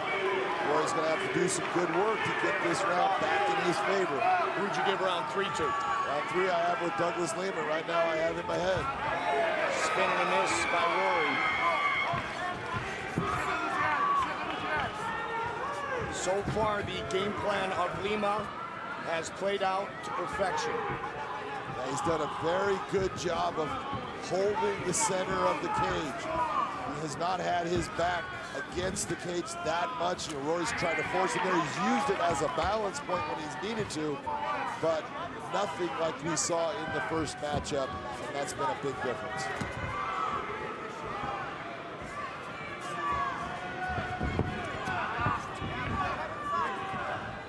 Rory trying to set up a strike with that change of levels a moment ago. Superman punch is way short. Fifth and final round. Lima has been to the fifth round 5 times, including 3 of his last 4 fights. Same for Rory McDonald, Big John's scorecard. Right now, I've got Douglas Lima up 3 rounds to 1. I do not see Rory McDonald being able to win this on the cards. He needs to do something special. Try to get into Douglas Lima, open up. You got to do something. Take away the advantages that he has created. In the fight against Andrei Koreshkov, Lima finished that former champion in the 5th round. Big jab. That left hand has been a big weapon for Douglas Lima here tonight. Rory pressing him to the cage. That's smart. Nice job by Douglas Lima coming out on top. Rory went for that takedown. Lima did not just accept it, go to his back, brought the legs up, got the reversal on it. Douglas Lima's a different animal here tonight.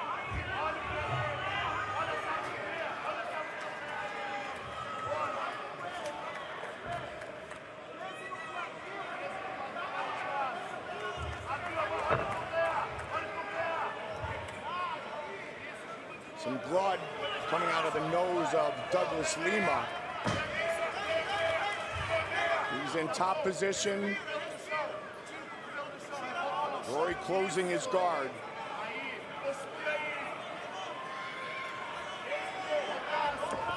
But he's behind on John's scorecard and needs to make something happen. Trying to force his knee inside. He's looking to try to bring up, or get a little bit of opening so he can bring his legs up, look for a triangle. Right now, there's nothing there for him. Douglas Lima hit him with a good elbow on the bottom. Rory's going for the arm. Lima has not been stopped in over 11 years.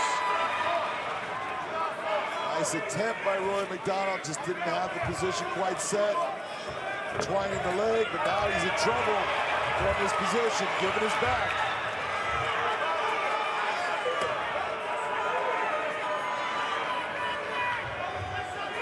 Douglas Lima, the former champion, trying to leave no doubt in anyone's mind that this fight belongs to him. Here in the 5th and final round. See the swelling from some of those jabs.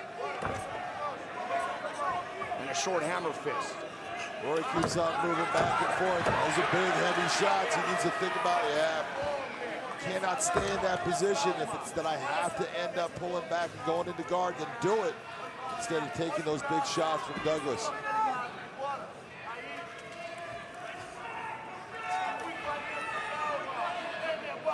.145 remains in this championship fight. And a big round 5 for Douglas Lima. Big shot by Doug. Lima looking good here. He's only been stopped twice in his entire career. This, his 39th professional fight.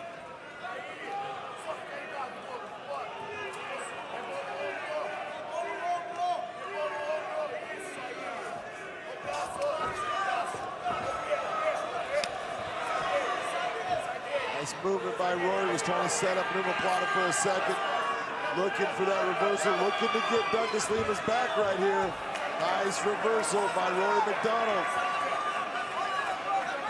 See Douglas going for the leg. Two guys that both know the ground very well. Both black belts in Brazilian Jiu-Jitsu.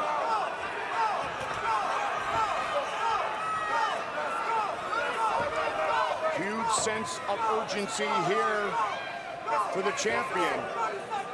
30 seconds remain.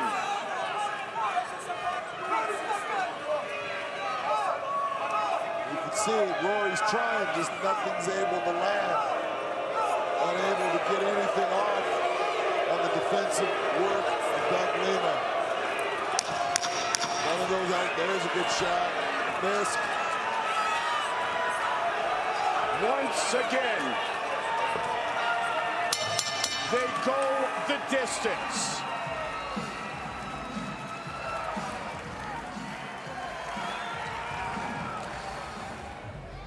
Let's find out who will be popping the most important bottle of La Chemin Noir of their life.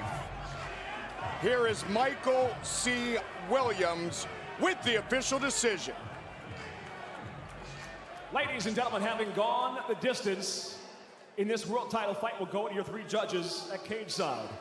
Your first judge, Sal D'Amato, scores the fight 49-46, while judges Eric Colon and Ben Cartledge both see it the same, 50-45.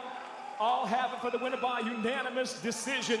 The $1 million winner of the welterweight world Grand Prix is the new and now three-time Bellator welterweight world champion Douglas the Phenom Lima.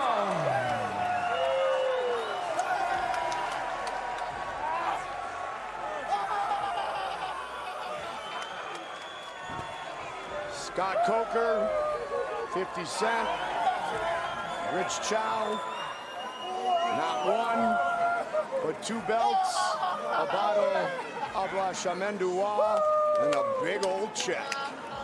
Congratulations, Douglas Lima. Brother Diego, Juan Carnero.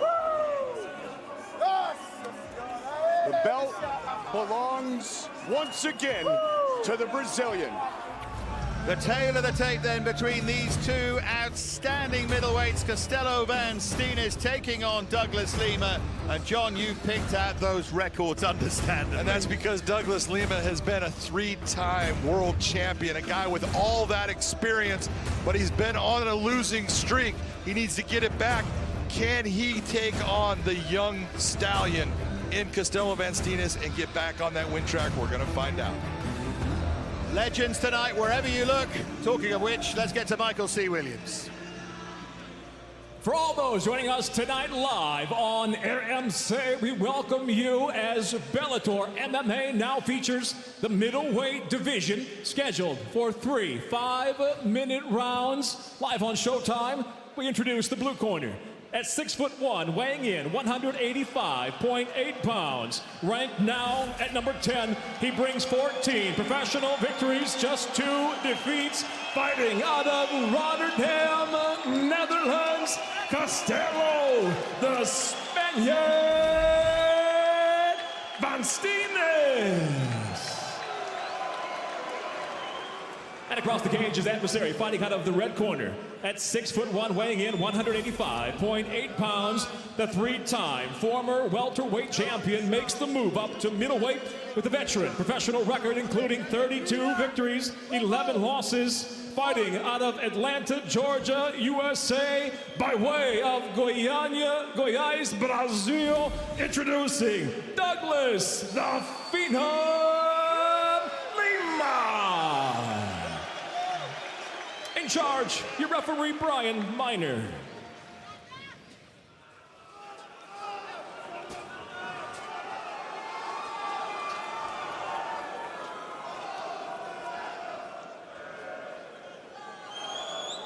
Well, Douglas Lima says it's not how many times you fall, but how many times you get up. He's fallen plenty of late.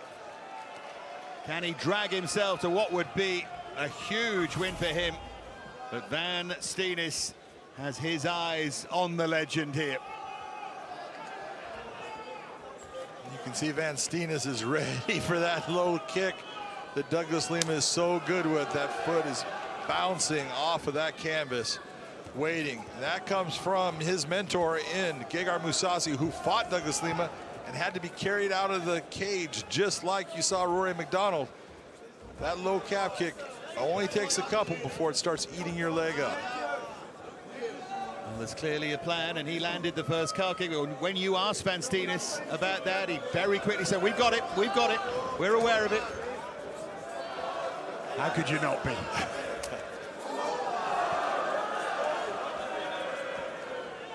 And one of the things that we talked with Douglas Lima is about, that the start. He sometimes tends to let the start just get away from him. He waits so long to, get his feel and everything. He's got to start a little bit faster. We're going to see if that can happen here. Nice job of using the Wizard to keep himself up. Van Steenis was deep on that takedown. You saw Lima go to the Wizard, able to get himself back to his feet. That's real important right now for Doug Lima. Steenis trying this more thoughtful approach. He said himself, he described it as fighting like a child in the past. He says, I'm not going to achieve greatness if I carry on doing that.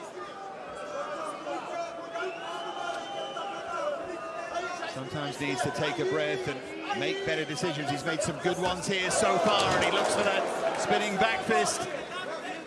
Nice thought process by Van Steenis, though. It did not connect, but it was a good thought in the position because Lima doesn't have a lot of room to move. Spearing jab there from Van Steenis. There's another of those low kicks. He's trying to dominate in that area. Well, and actually right now he's getting close. He's leading the dance in that.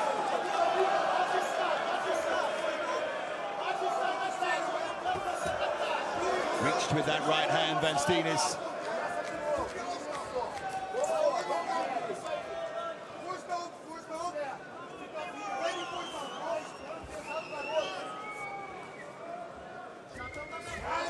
With that injury, and he believes that everything has changed for him. He's been working with Football Club Feyenoord in Rotterdam and changed everything, night masks, all sorts in his approach, because it's made him so much stronger and better.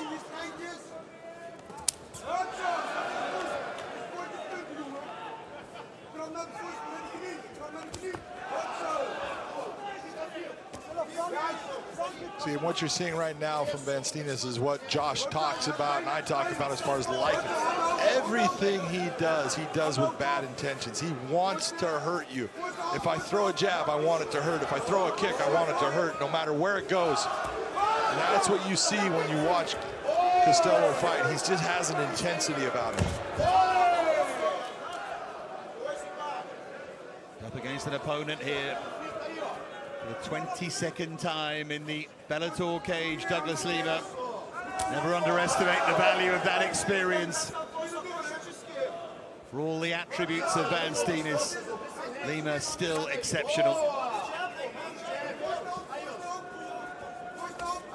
Doubling up that jab, Lima, just finding his range for the first time. Now, when Doug Lima is going forward, he's doing well, but he's got to maintain that forward movement.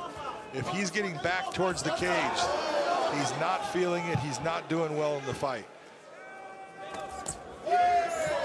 Starting to find his range with those calf kicks here, Lima, isn't he? And that is ominous for Van Steenis. Even Michael Venom Page talked about it. He goes, look, people don't realize how hard he kicks.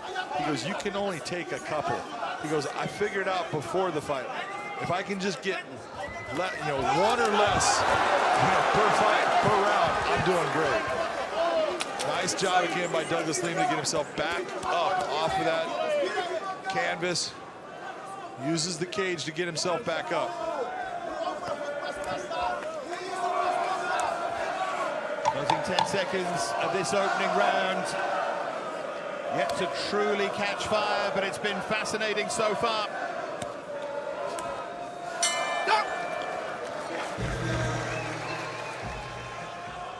watching Costello Van Steenis, who effectively wants what Douglas Lima has had, put quite simply.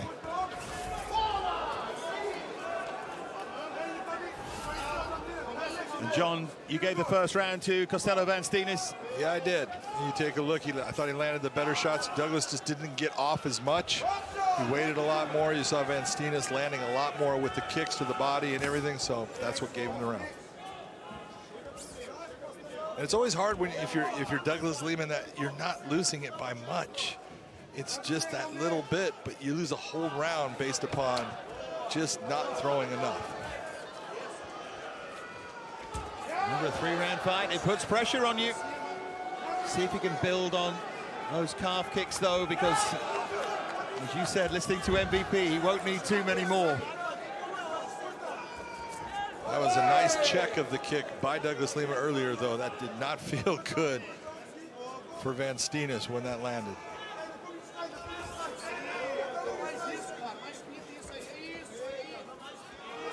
Steenis did win that narrow decision against Fabian Edwards in Milan. Injury meant really he wasn't able to build on that as he would have liked. There's the total kicks landed. Look at Van Steenis' figures there, 82%. And that was the difference.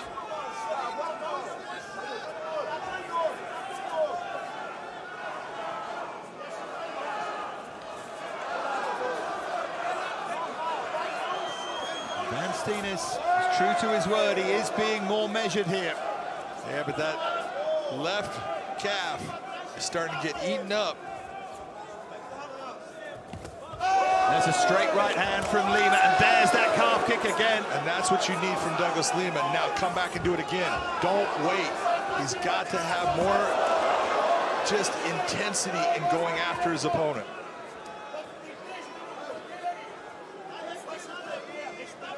Lima's looking to do a bit more damage to the calf here, and he succeeds. Why not? Absolutely.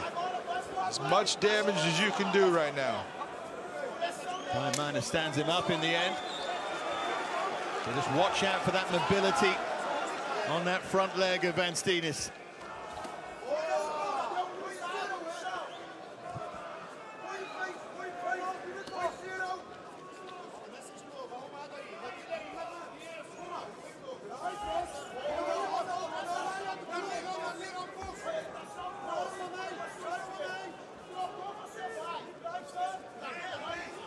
Switched all the way through. Costello Van Steenis, thought out game plan for Lima. Worked so hard with Gegard Mousasi, prepared each other for tonight.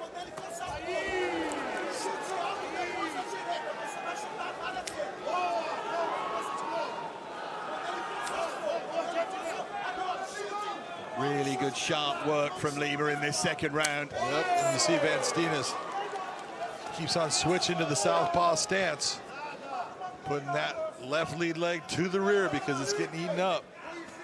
Steenis looking for the takedown, but Lima was alive to that.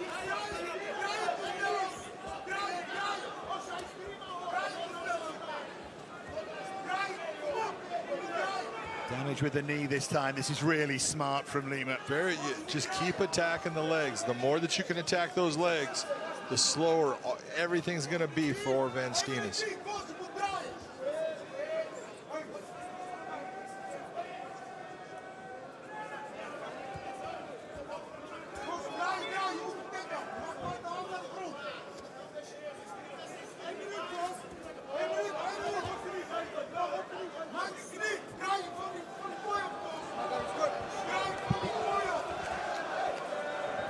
Getting a bit restless here.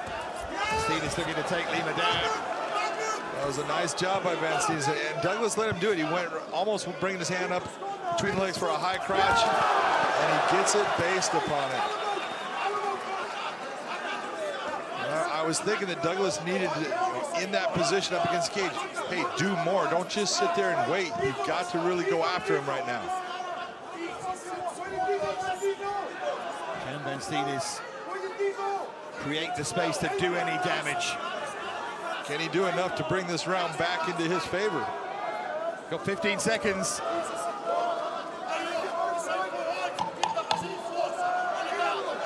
There's the elbow from Van Steenis.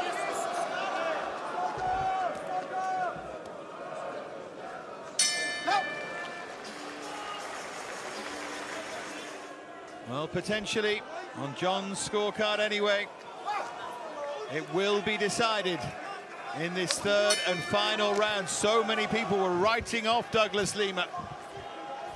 But is he just settling at middleweight? And is he going to be the one to emerge victorious here? He's done a lot of damage to that left leg of Van Steenis. If he can do some to the right as well here, Van Steenis will have real problems. And there's that jab. That's started to find its range too from Lima. Both guys, in my opinion, really need to let it hang out here. Need to really go after it. Beautiful job by Douglas Lima. Just stuffed him on that. But again, when you have that moment, you want to leave him with something that he has to remember on that exit. Don't just, oh, I failed on the attempt. Not only did I fail on the attempt, I got blasted. This is again with a kick, Van Steenis.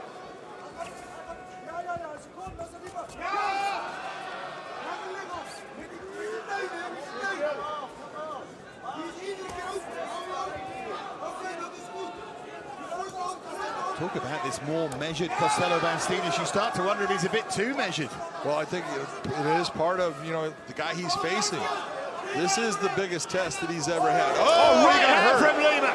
That right really hand hurt sharp him bad. shot, and he follows it up. And that's what you want to see from Douglas Lima. Don't wait, go after him. Good shot to the body, clean. Body and then head from Lima. He walked onto that right hand. It was perfectly timed.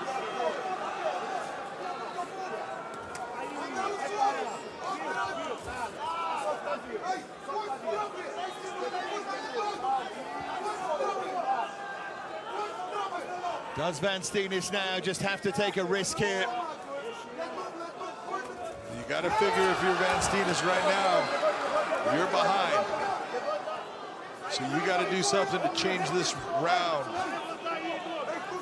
This is the start of doing it, but don't let him get back to his feet. Nice job by Douglas Lima. Even turns it. The one thing you don't want out of Lima is exactly what we saw in the last round, to be in this and kind of be lazy. There you go, break off. You're doing better in the stand-up now. You're the one leading the dance. Continue on. Lima has done so much right here, particularly in round two and this third round so far. All the talk of Costello Van Steenis being this reborn fighter. Maybe all along the headline news was that it's Douglas Lima who's reborn. So much happier at the weight. 2 minutes to decide it here.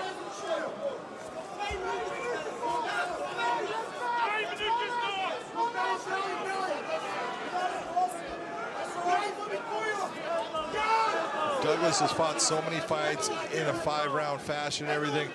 He should have no problem. He should be able to step on the gas and really start to put pressure on Van Steenis here.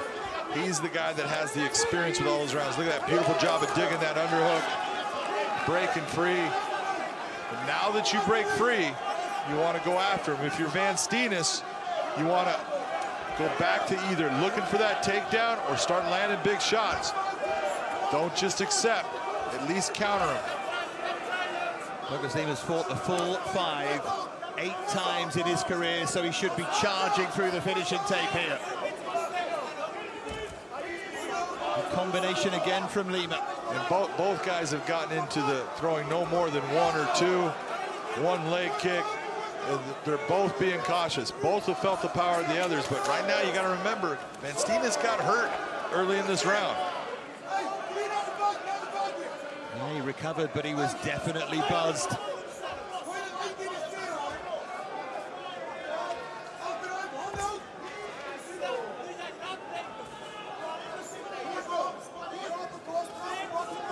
Steenis will know this isn't going his way. Another quality calf kick from Lima.